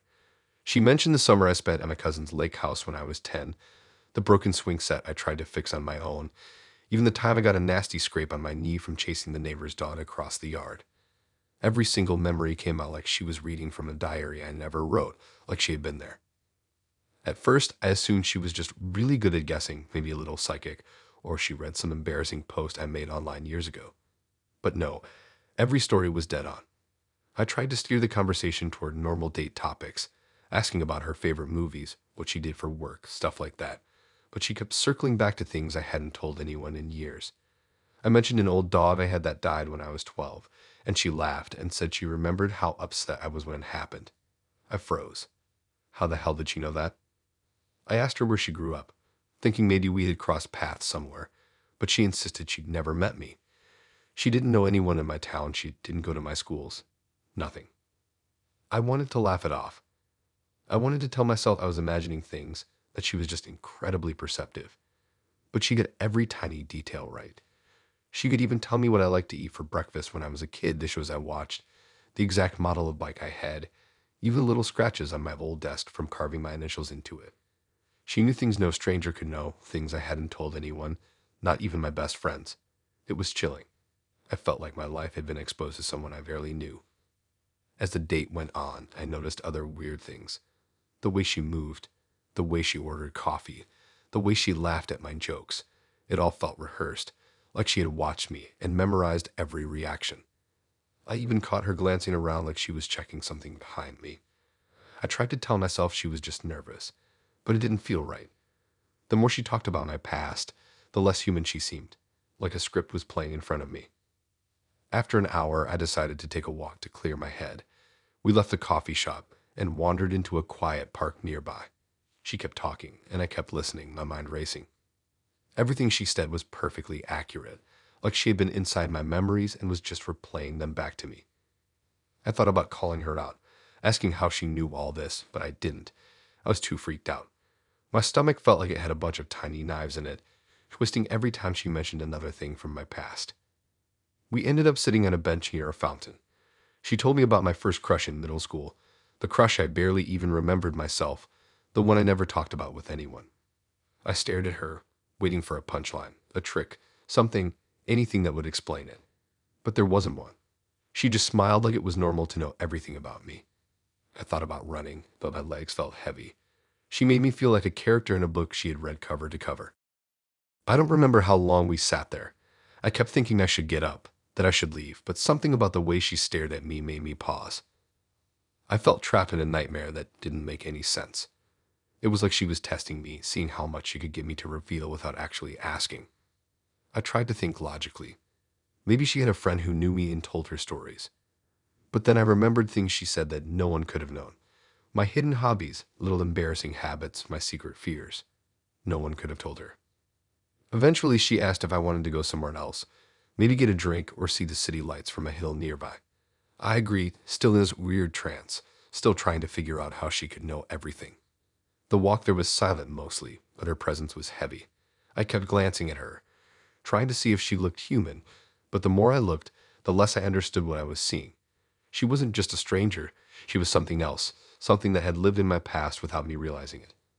When we got to the hill, the city lights stretched out in front of us, and she started talking about my first crush again, the small details that I thought I had forgotten, the notes I read in middle school, the time I accidentally bumped into the cafeteria table and spilled juice all over my favorite shirt. Every memory came out like it was a scene from a movie, and I felt sick. I wanted to ask her to stop, but I couldn't. It was like listening to her was a test I didn't want to fail. I eventually realized she wasn't going to tell me anything about herself. I didn't know her story, her hometown, nothing. She refused to give details, and whenever I tried to steer the conversation toward her, she turned it back to me. It was exhausting. I felt like I was being interrogated by a ghost that only knew my life, not hers. And then it hit me. This wasn't about a date. This wasn't about getting to know each other or having fun. This was about control. She didn't want to meet me. She wanted to hold my life in her hands, to know it better than I did, to twist it like it belonged to her. I told her I had to go. I didn't explain why. I just needed airspace to remember who I was without her narrating it for me. She smiled, not like a person, but like someone who already knew I was leaving and didn't care. I walked back down the hill alone, my phone buzzing in my pocket, probably a message from her, probably containing something else I had thought no one could know. I didn't look.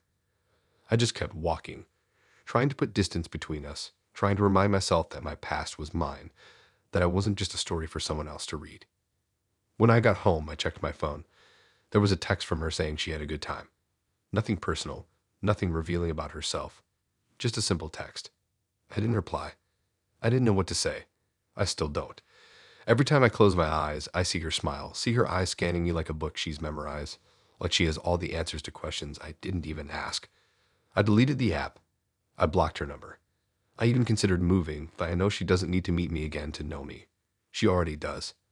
Every childhood memory, every awkward mistake, every tiny embarrassing moment, it's all out there now, and there's nothing I can do to take it back. Sometimes I think about that hill, the city lights, her voice narrating my life like it's some script she's performing for herself. I try to laugh it off, try to tell myself I'm being paranoid, but the truth is I can't.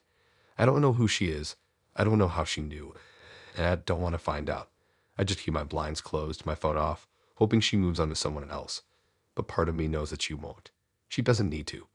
She already owns a part of me I can never get back, and I can't even see her doing it. I keep thinking I might be imagining it all, but then I remember the exact sound of her laugh when she mentioned my dog, the one that died when I was 12. That laugh is burned into my memory, and I know it's real.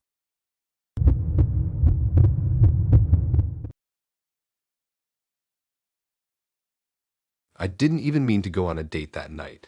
I was supposed to just scroll through my phone while I live alone in my small apartment, eat cold leftovers, and try not to think about work for 5 minutes.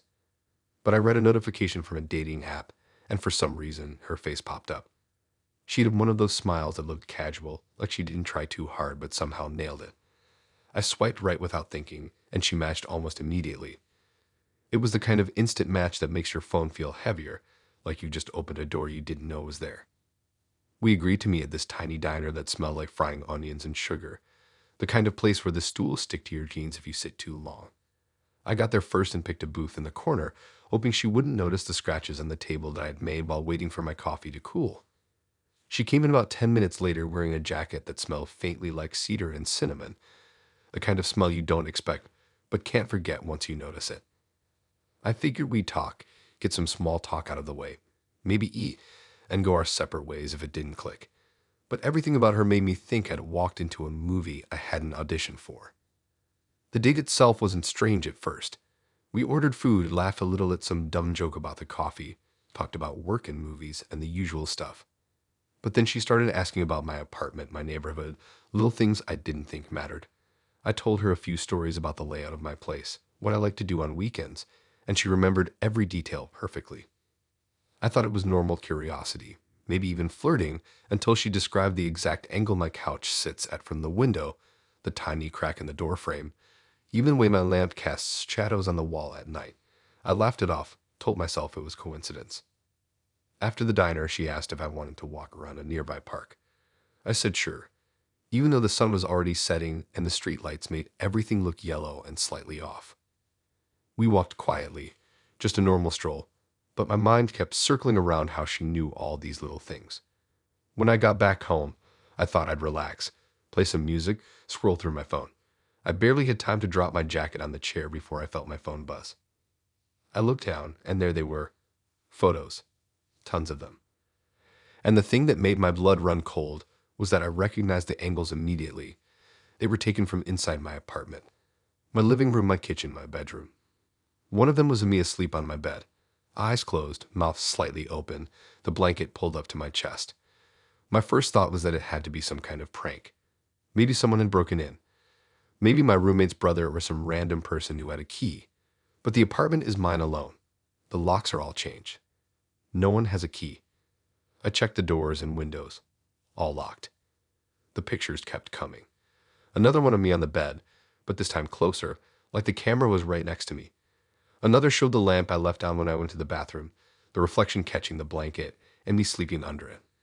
I flipped through my phone like I was going to find some kind of explanation, but all I found was more angles, more evidence that someone had been inside while I slept. The weirdest part was that none of them looked like security cameras. None of them looked remotely normal. They looked like someone had been moving around, watching, picking angles, waiting. I tried calling the cops, but they asked if I had any suspects, and the truth is I didn't. I only had her, and I didn't want to sound insane. I didn't want to tell them I had just met her, that she had been to my place once during the date. Although she never stepped inside, I was sure, and that now I had dozens of photos of me in my own bed. I felt trapped. I stayed awake that night, pacing my apartment, looking at every corner, trying to imagine how anyone could have done this. Every time I sat down, I kept expecting my phone to buzz again, expecting more pictures, and then I remembered the small detail she noticed at the diner. The crack in the door frame. She had mentioned it casually, almost like it didn't matter. I froze. The next day, I couldn't sleep. I walked through the apartment, checking the locks again, checking for cameras, hidden holes, anything. There was nothing. Nothing at all. My apartment looked exactly the same as it always did, but when I looked at my phone, I found more photos. New ones taken after I had woken up, showing me moving around, eating breakfast, brushing my teeth. Every mundane detail of my life recorded without my knowledge. I didn't even know how they got in. I didn't know who could do this without leaving a trace. The only common thread was her. The only thing that had changed in my life was that date. I deleted the app. I blocked her number. I considered changing my locks again, calling a locksmith just to be safe. But even then, I knew it wouldn't help. She didn't need to come inside. She didn't need to touch anything. She just needed to know, and she had it all. Every move, every habit, every inch of my apartment documented. I even unplugged the Wi-Fi, thinking maybe the photos were being sent remotely. I tried to shut everything down, but the photos kept coming. My phone didn't make a sound when they appeared, but I could feel them. Each one a silent accusation. Each one a reminder that my private life wasn't private anymore. I tried staying with friends for a few days, hoping to think straight, hoping to find some way to stop it. But even when I was out, I couldn't shake the feeling that someone was watching. That maybe she had been inside, maybe she had seen everything, maybe she was sitting somewhere with a phone like mine, watching, waiting. I couldn't eat, couldn't sleep, couldn't focus. The apartment I live in, the place I used to feel safe, had become a trap. And the worst part was knowing I had no proof, no way to show anyone what had happened without sounding insane. Eventually, I went back because I had to. I had to see my apartment, had to confront it, even if nothing made sense. Everything looked normal. The couch, the lamp, the blankets on the bed. But when I checked my phone, the pictures were still there. I turned it off, smashed the Siam card, but even then, I couldn't stop thinking about them. Every angle, every shot. Every night I had slept thinking I was safe. And the way she smiled that night, the way she moved through the diner, the way she noticed everything. It wasn't just charm. It was preparation. I don't know what she wanted or why she chose me, or if she's doing it to anyone else. I don't know if the photos will ever stop. All I know is that I can't feel safe in my own apartment. I check every lock, every corner, every shadow. I can't sleep properly, and every time my phone buzzes, my heart jumps, thinking there's another one waiting. I can't prove it. I can't warn anyone, and I can't get rid of her. She's out there somewhere, and I can't even imagine what she's seeing now. I even tried moving, thinking maybe if I leave the apartment, she'll stop. But it doesn't matter. It's not about the place. It's about knowing, and now she knows. Everything. Every time I close my eyes, I picture the angles, the photos, the way she must have watched me, the quietness of it all, the way she didn't need to be there physically to be inside my life. It's worse than any break-in. She doesn't steal things. She steals moments, memories, the small private parts of your life you think belong only to you. I don't leave doors unlocked anymore. I don't trust anyone who smiles too casually, and I check my phone every hour, even though I know what I'll find if I open it. Another picture, another proof, another reminder that someone else has my life better documented than I ever could. I don't know if I'll ever feel safe again. I don't know if I want to. I just know that every time I look at that apartment, every time I glance at the bed, every time I hear a small noise, I think of her. And I know she's out there, maybe laughing quietly, maybe clicking a phone, maybe already inside someone else's life, watching them in ways they don't even imagine.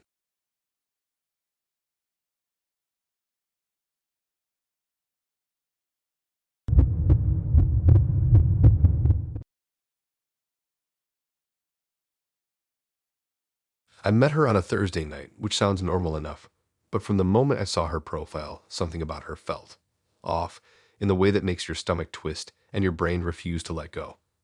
Her smile was bright, her photos casual but personal, like she was letting me see her world without realizing how much it revealed about mine. I swiped right because I thought, why not?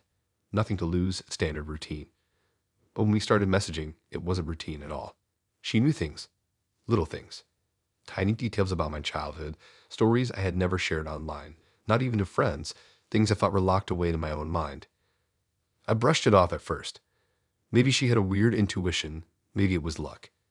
She recounted the time I fell off my bike at age 7 and scraped my knee, the exact tree in the park where it happened, even the way my mom reacted when she saw me crying. I remember sitting there with my phone in my lap, reading her words over and over. My chest tightened. There was no way she knew that, no way. I asked her about it, and she insisted she had never met me before. Our date was at a small diner I used to go to as a teenager, a place I never mentioned online or to anyone. I walked in first, feeling a strange thrill, half excitement, half dread. When she arrived, it felt like I had seen her before, but I knew I hadn't. She sat down across from me, and everything about her presence was precise, like she had memorized the contours of my life without ever being in it. We talked, and again, she recounted moments from my past, almost every detail perfectly correct. I started feeling uneasy. It wasn't just coincidence. She could not know these things. As the night went on, I tried to push it aside, focusing on the casual things, coffee, fries, the neon lights buzzing faintly above us, but she kept circling back to my memories. The arguments my parents had when I was 12, the tiny apartment I lived in when I first moved out, the first concert I ever went to. Every time she said something accurate, my sense of reality wobbled a little. I kept thinking maybe I had shared this somewhere, some digital footprint I had forgotten, but I had checked. Nothing. No posts, no photos, no online journals. I left the diner in a daze, feeling like I was carrying my own life around in her memory. I thought that maybe seeing her again would make it less weird, that maybe she was just extremely observant or talented at reading people. But when we met a week later, it got worse. She remembered me recounting our first date, and she added details I hadn't even noticed myself. She described the way I laugh at a joke I didn't make, the exact placement of my hands on the table, my thought patterns, as if she had been inside my head. I started researching her, trying to find any social media, friends, posts, anything to verify her existence outside our interactions. I found nothing. No photos besides the ones she sent me directly, no accounts, no mutual friends, nothing. I began to wonder if I was going insane, if my mind was fabricating this entire woman. But her knowledge was too specific, too precise, too personal to be a hallucination. She knew me better than anyone, even better than I knew myself, and she swore she had never met me before. Then the nightmares started, not the usual kind, but ones where I was reliving my memories, and she was in them, observing silently. She appeared at my birthday parties, in the school year when I fell off my bike, sitting silently at the edge of family dinners. I woke up with the sensation that someone had been in my room, standing over me, memorizing me, cataloging me. It wasn't just that she knew things, it was that she was present in them, and my memory couldn't distinguish between what really happened and what she had inserted herself into. I stopped seeing friends, stopped going out, stopped sharing anything online. I thought that if I cut myself off, maybe it would protect my past from her reach. But she kept showing up in real life, sometimes in places I went alone, sometimes in subtle ways I could not explain. I would glance down the street, and there she was, walking past me like she had always been there, or sometimes I would see her reflection in windows, even when no one else could see her. I started questioning my own existence. Maybe she wasn't remembering me, maybe she was rewriting me. One evening, I tried confronting her, telling her she had to leave, that I needed space, that this wasn't normal. She just smiled softly and said again that she had never met me before. The words should have comforted me, should have clarified that she wasn't real, but they didn't. They made it worse because she knew everything about me, and yet there was no record of her knowing me at all. It was like she existed only in relation to me, like my life had been prepared as a stage for her, and I was discovering it too late. My home started changing. Photos on my walls shifted subtly when I wasn't looking, rearranging themselves in ways I didn't recognize.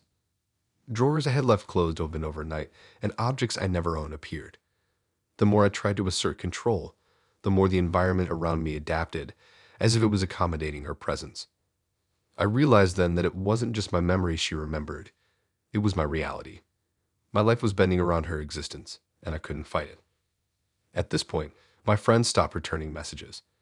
People at work acted like I was a ghost, someone who had always been slightly out of sync with the world. I began to check my own ID, my bank accounts, emails, and gradually, documents I had used for years no longer had my information. My apartment leases, bills, even my name on the mailbox started fading, replaced by a neutral blur, like I had never existed. I could see myself disappearing in increments, and I had no explanation for why it was happening. The scariest part was when I realized no one else seemed to see her at all. At gatherings, parties, in public, I would point her out, and people looked through me as if I was making things up. I tried leaving my apartment to meet her, to confirm reality, but she never appeared anywhere others could see her. It was as if she existed only for me, and the more she existed for me, the less the world recognized me. I started to document everything obsessively, writing it all down, saving photos, recording videos. But the files corrupted instantly. Notes vanished.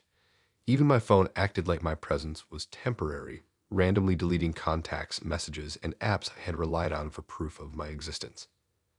I became unsure if anything I did actually mattered. She remained perfectly consistent, entirely intact in my memory, while I was slowly dissolving into an untraceable version of myself. I tried leaving the city, moving far away, changing names, changing routines, hoping that separating from her would stop this. But everywhere I went, her absence was just as sharp, as if her existence had already rewritten the world before I arrived. My identity was fragile, and reality itself seemed to be correcting around her memory. I wasn't sure if I was running from her or running from myself, because every reflection, every recognition, every acknowledgement of my life was slipping away. At some point, I stopped trying to prove anything. I walk now through streets that might not exist in anyone else's reality, visiting places that only my mind remembers as real.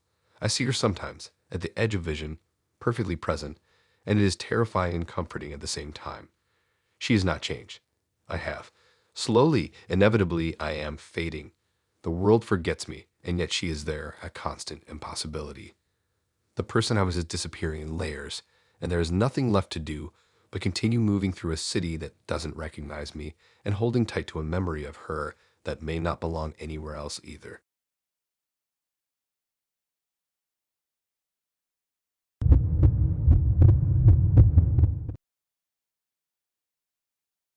I found her on the app late one night after scrolling for what felt like forever and swiping past dozens of people who were either boring or trying way too hard.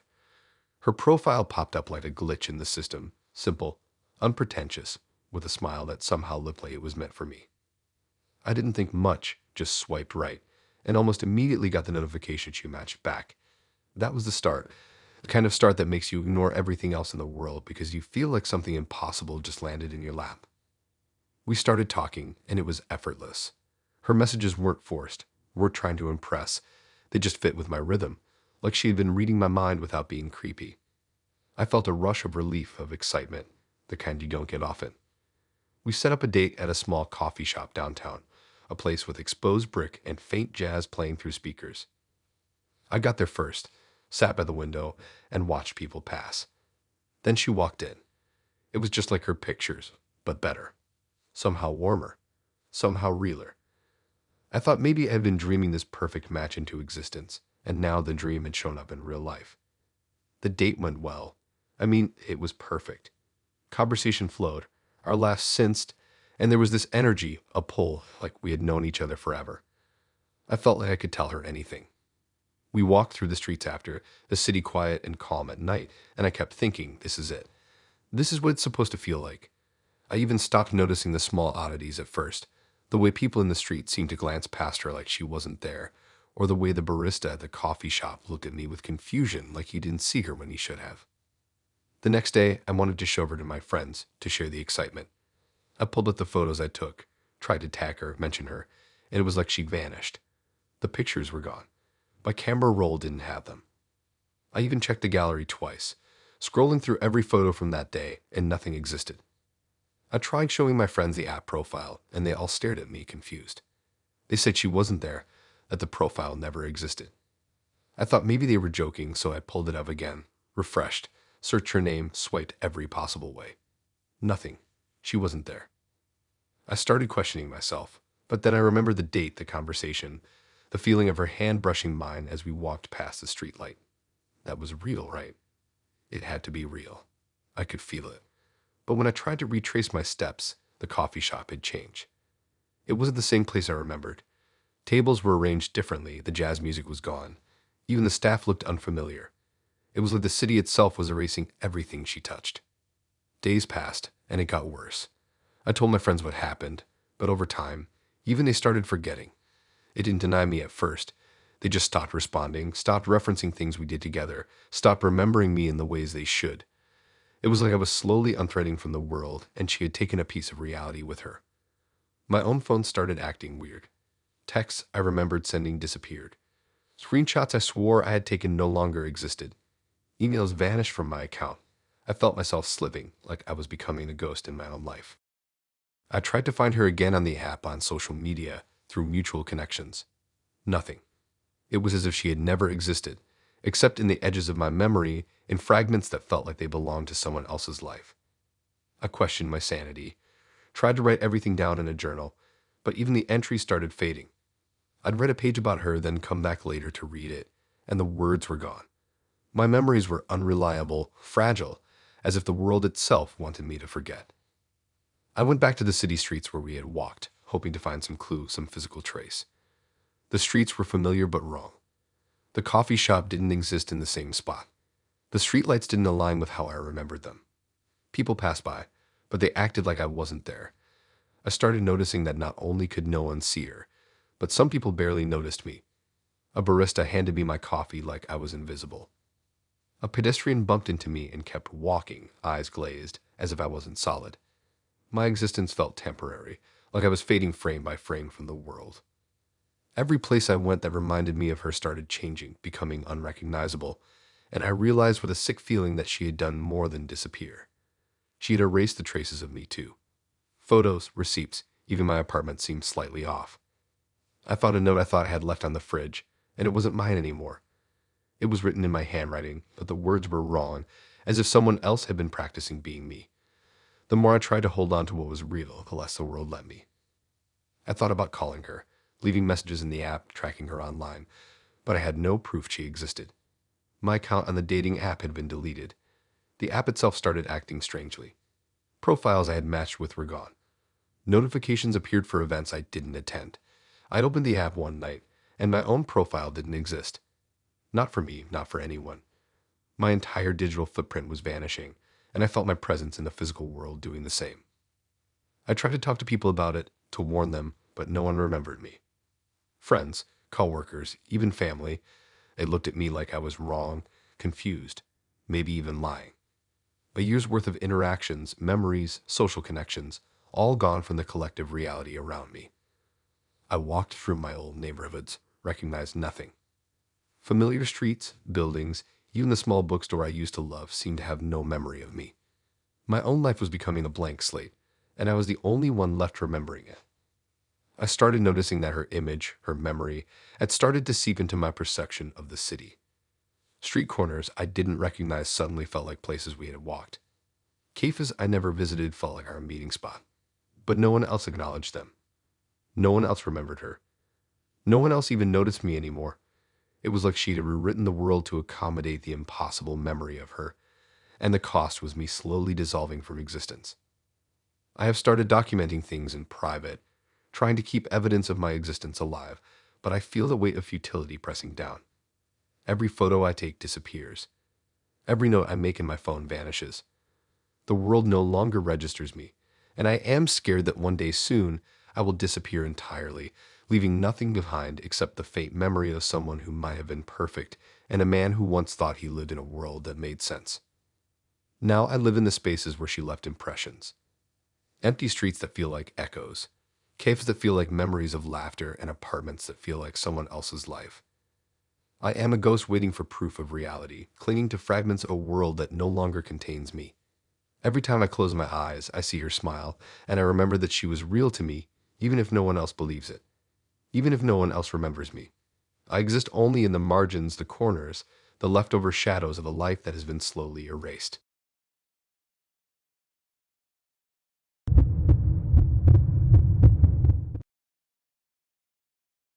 I wasn't really in the mood to use the dating app that night. It had been one of those days where work felt endless. My apartment smelled like burnt coffee from the machine I forgot to clean, and I just wanted to eat a frozen pizza and watch bad reality TV. But the app notification lit up my phone, and curiosity got the better of me.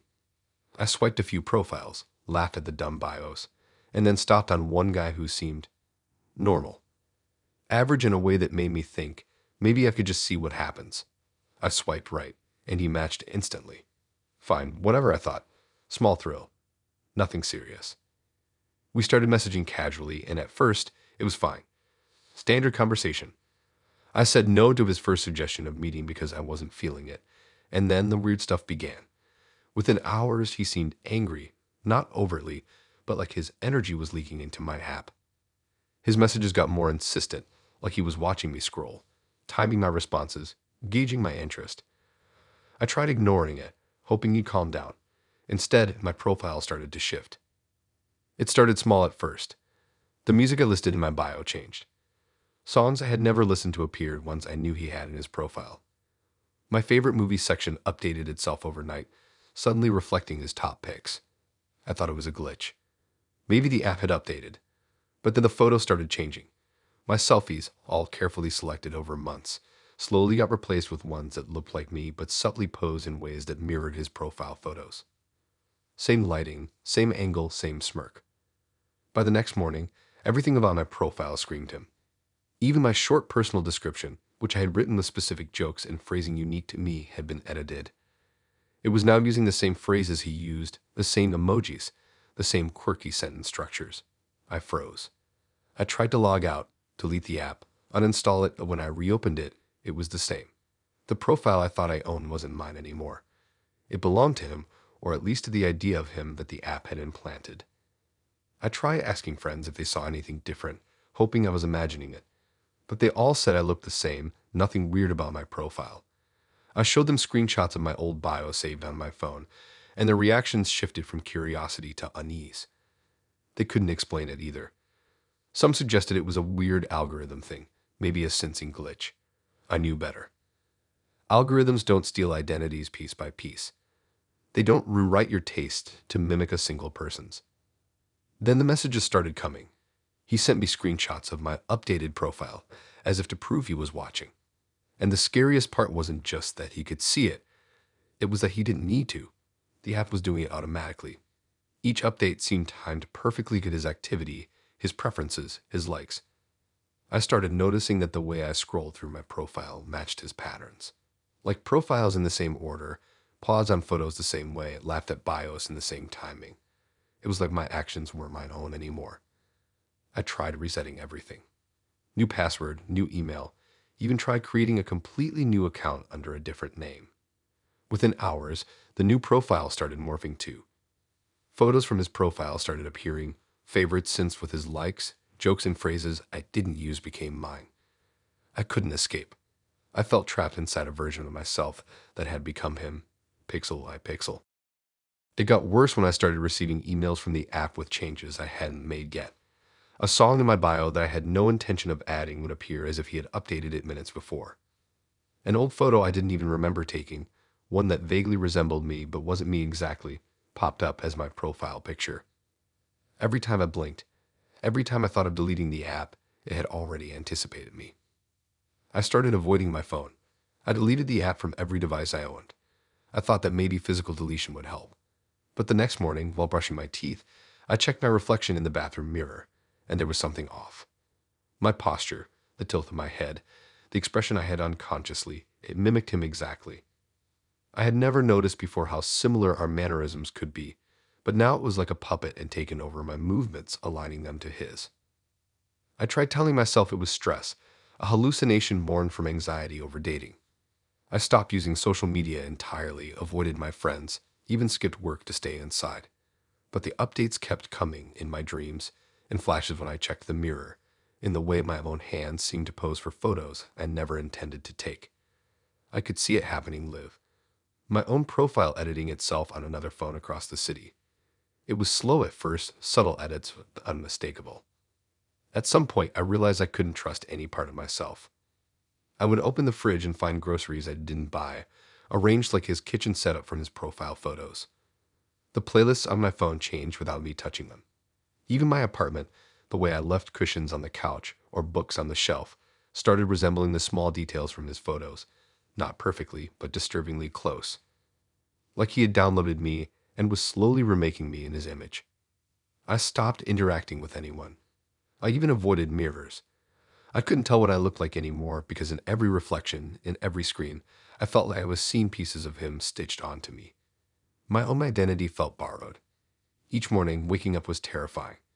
My body moved, but my decisions no longer felt mine. Every glance at the app, or the ghost of it in my memory, made me shiver, even though I was trying not to. Friends stopped reaching out, thinking I had gone quiet or maybe fallen off the grid. I didn't correct them. I didn't explain because there was no explanation.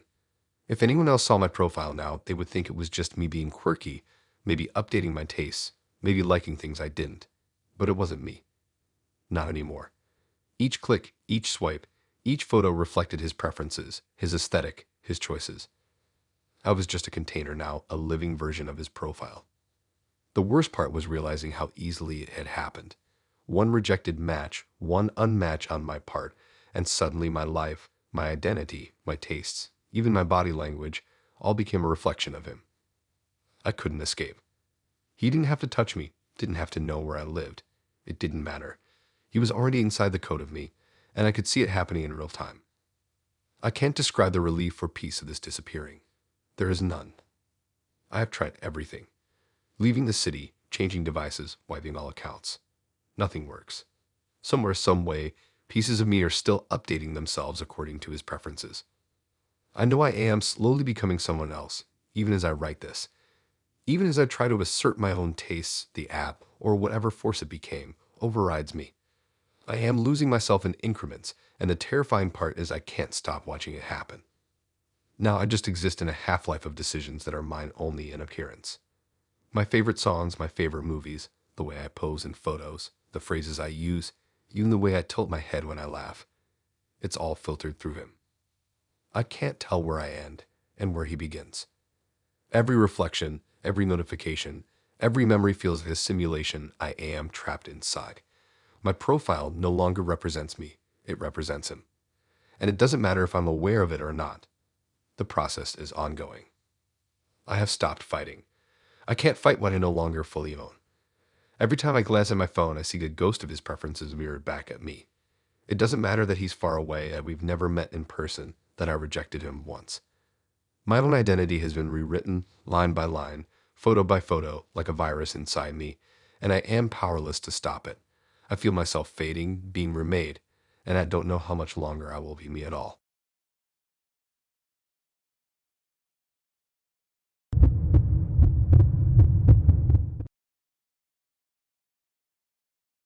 It started on a Thursday night, the kind of Thursday where you tell yourself you'll just scroll for 10 minutes and end up awake until 2 in the morning, wondering why your life feels like a waiting room.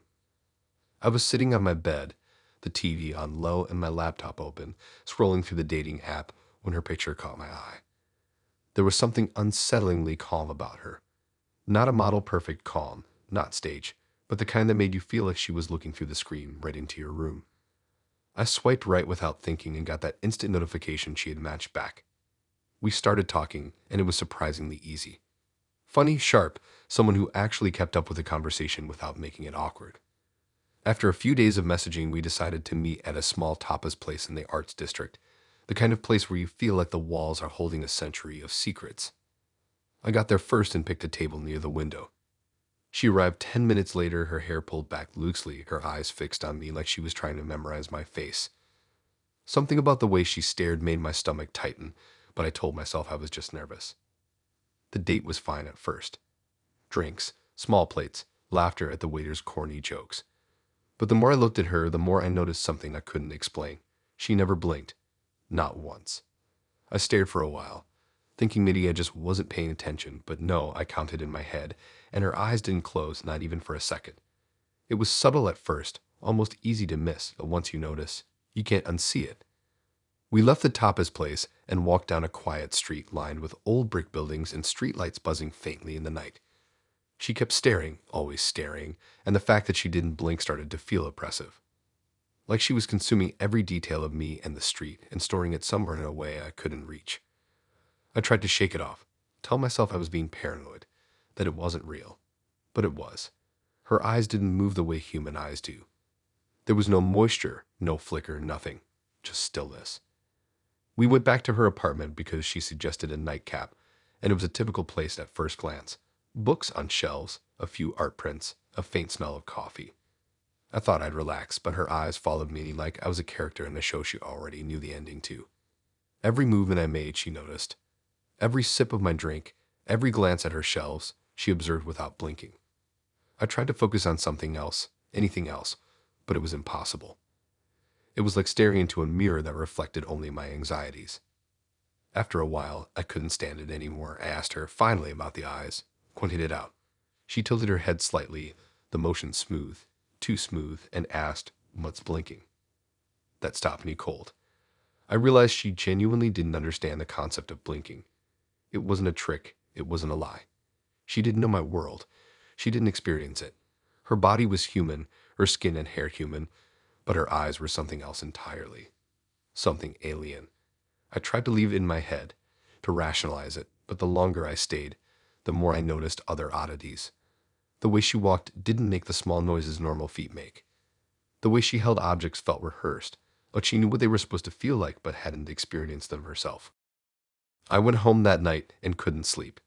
Every time I closed my eyes, I saw her face, eyes wide open, unwavering, following me even in my imagination.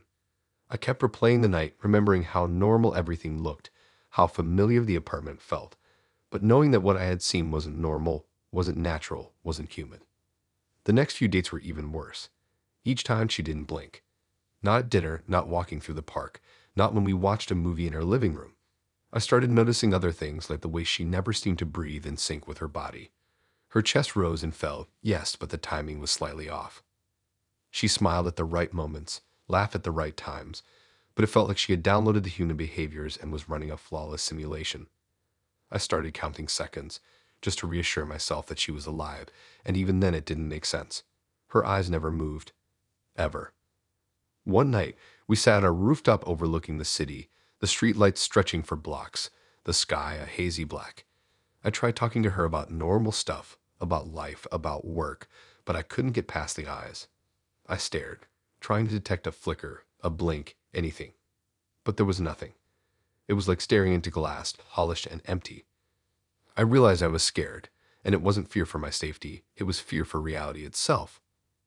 I couldn't tell if she was human, if the world was normal, or if I was the only one experiencing things the way they were supposed to happen.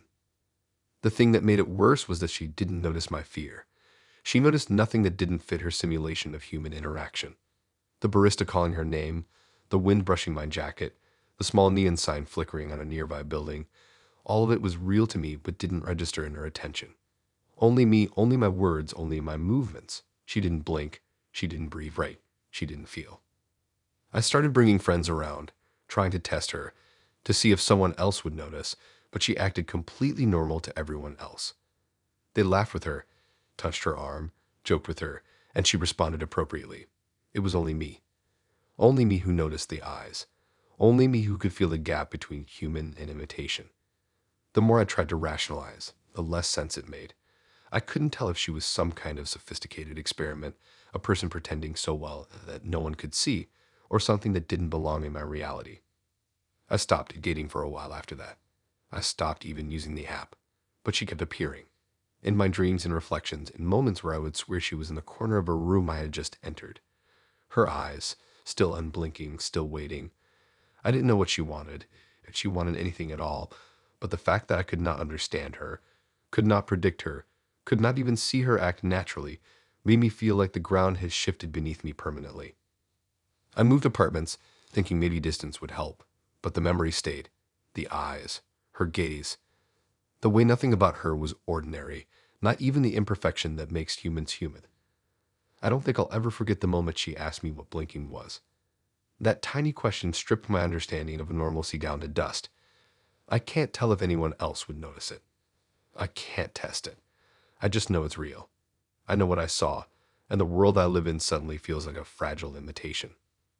Sometimes I think about going back, seeing if it was just a trick my mind played. But then I imagine her face, those unblinking eyes, and I realize I don't want to. I don't want to know what it really is or if it exists beyond me. I don't want to find out if anyone else sees it, because then maybe the world wouldn't make sense to anyone. I can only live my life remembering the dates, the conversations, the rooftop, and that impossible stare. It's burned into my memory, permanent and empty, and I can't erase it, even if I wanted to.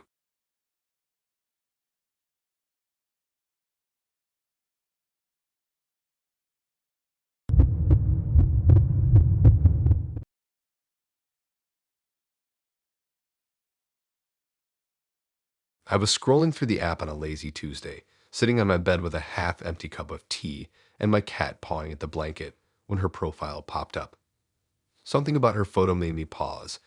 Maybe it was the way the light hit her face, the casual grin like she wasn't trying to impress anyone, but still did. I swiped, she swiped. Match. I told myself it was just another profile, another person I might meet for coffee, and then forget about.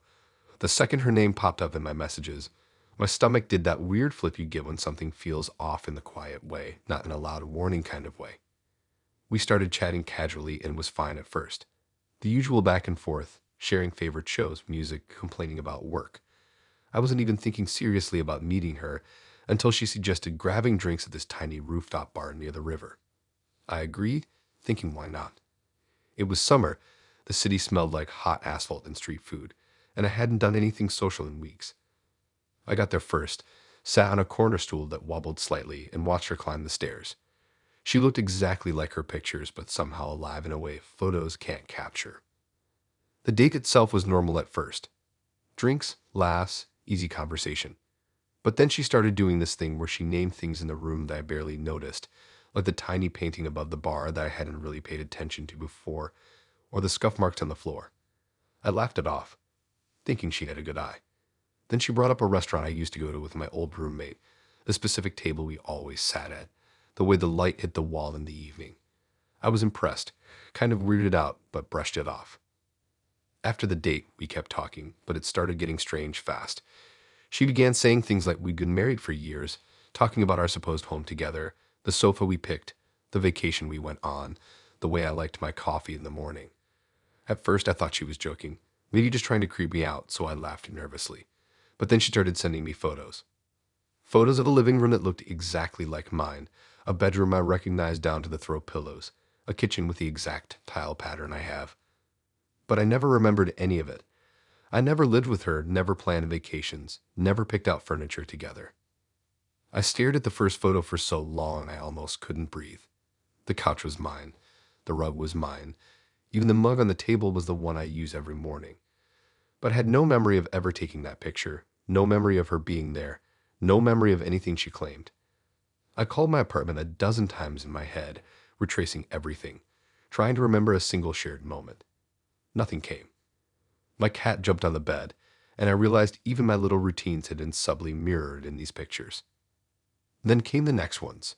Her in the kitchen, pretending to make coffee like she'd done it 100 times before. On the balcony, the skylight behind her, the exact way the sun hit the window I watch every morning. I couldn't tell if she'd staged them or if they were from some other reality where we actually existed together. It was terrifying in a way I couldn't name.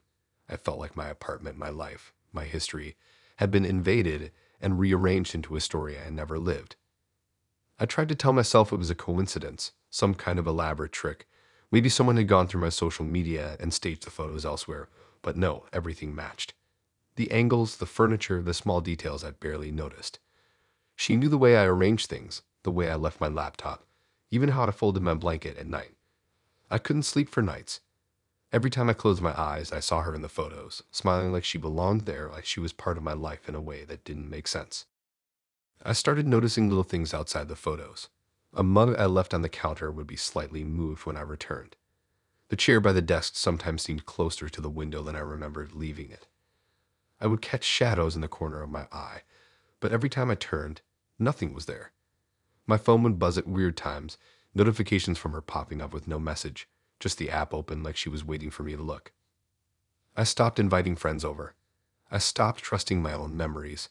I would sit in my apartment, staring at objects I had arranged for years, trying to remember if I had done it or if she had already been there. The thought of her walking through my life, taking pictures, creating memories I didn't have, made me physically nauseous. I even thought about leaving, selling everything, moving out of the city, but then I realized she didn't need the place to exist in my life. She was already there. Eventually, I confronted her online, asking her to explain the photos. She replied casually, sending even more. One showed the corner of the sofa with a blanket folded the way I always folded, her hand holding a mug, the skyline out the window just as it looks at night. Another was her leaning against the doorway of my bedroom, smiling like we were just talking before bed. I didn't respond. I couldn't. I didn't know what to say. I couldn't tell anyone, not really. Even my friends would think I was crazy. Even writing it down felt unreal. After that, she started sending them more often, sometimes 3 or 4 a day. I started taking photos of my apartment myself, thinking maybe I could catch her somehow, but every time I looked at her photos again, they were slightly different. The couch cushion might be slightly shifted, the mug in a different spot, the blanket folded differently. She was following me in real time, or somehow predicting me, or both. I stopped leaving anything out of place. I stopped living. My apartment became a shrine to predictability, and still she was there. I tried blocking her, deleting the app, changing passwords, but nothing worked. The photos kept coming. Even if I didn't look at them, I knew they were there. Every time I walked around my apartment, I felt eyes on me, even when it was empty. I rearranged furniture, changed rugs, moved bookshelves, but she adapted. She was always a step ahead, already inside my life, already married in a reality that didn't exist for me. The strangest part is that I started to notice the world around me reflected in the photos. The hallway light outside my door, the angle of the sunlight hitting my desk, even the way my cat would curl up on the chair. Everything matched the pictures before I had seen them. It was like she was sensing with me, like our timelines were overlapping in ways I couldn't understand. I stopped sleeping in my bedroom, opting for the couch, but she found that too, sending a picture of me asleep there while the blanket was still folded just right. I stopped answering the phone. I stopped answering messages. I even stopped opening the app entirely, but the photo still found me. Sometimes they came through email, sometimes through the cloud. Sometimes I would find them in my phone gallery with no memory of them being downloaded. I tried telling myself it was all digital manipulation, but then I would see tiny details my camera couldn't have captured, the precise lighting, shadows, reflections that only existed at the exact moment I saw them. She was there. She was in my life. She was inside it in ways I couldn't stop, in ways I couldn't prove, in ways I couldn't explain. Now, months later, I live like a ghost in my own apartment. Every sound makes me jump. Every shadow on the wall reminds me of her. Every time my phone buzzes, I flinch. I see her in photos everywhere I look, smiling like she belongs, like we've been together all along. The apartment looks the same, feels the same, smells the same, but it isn't mine anymore.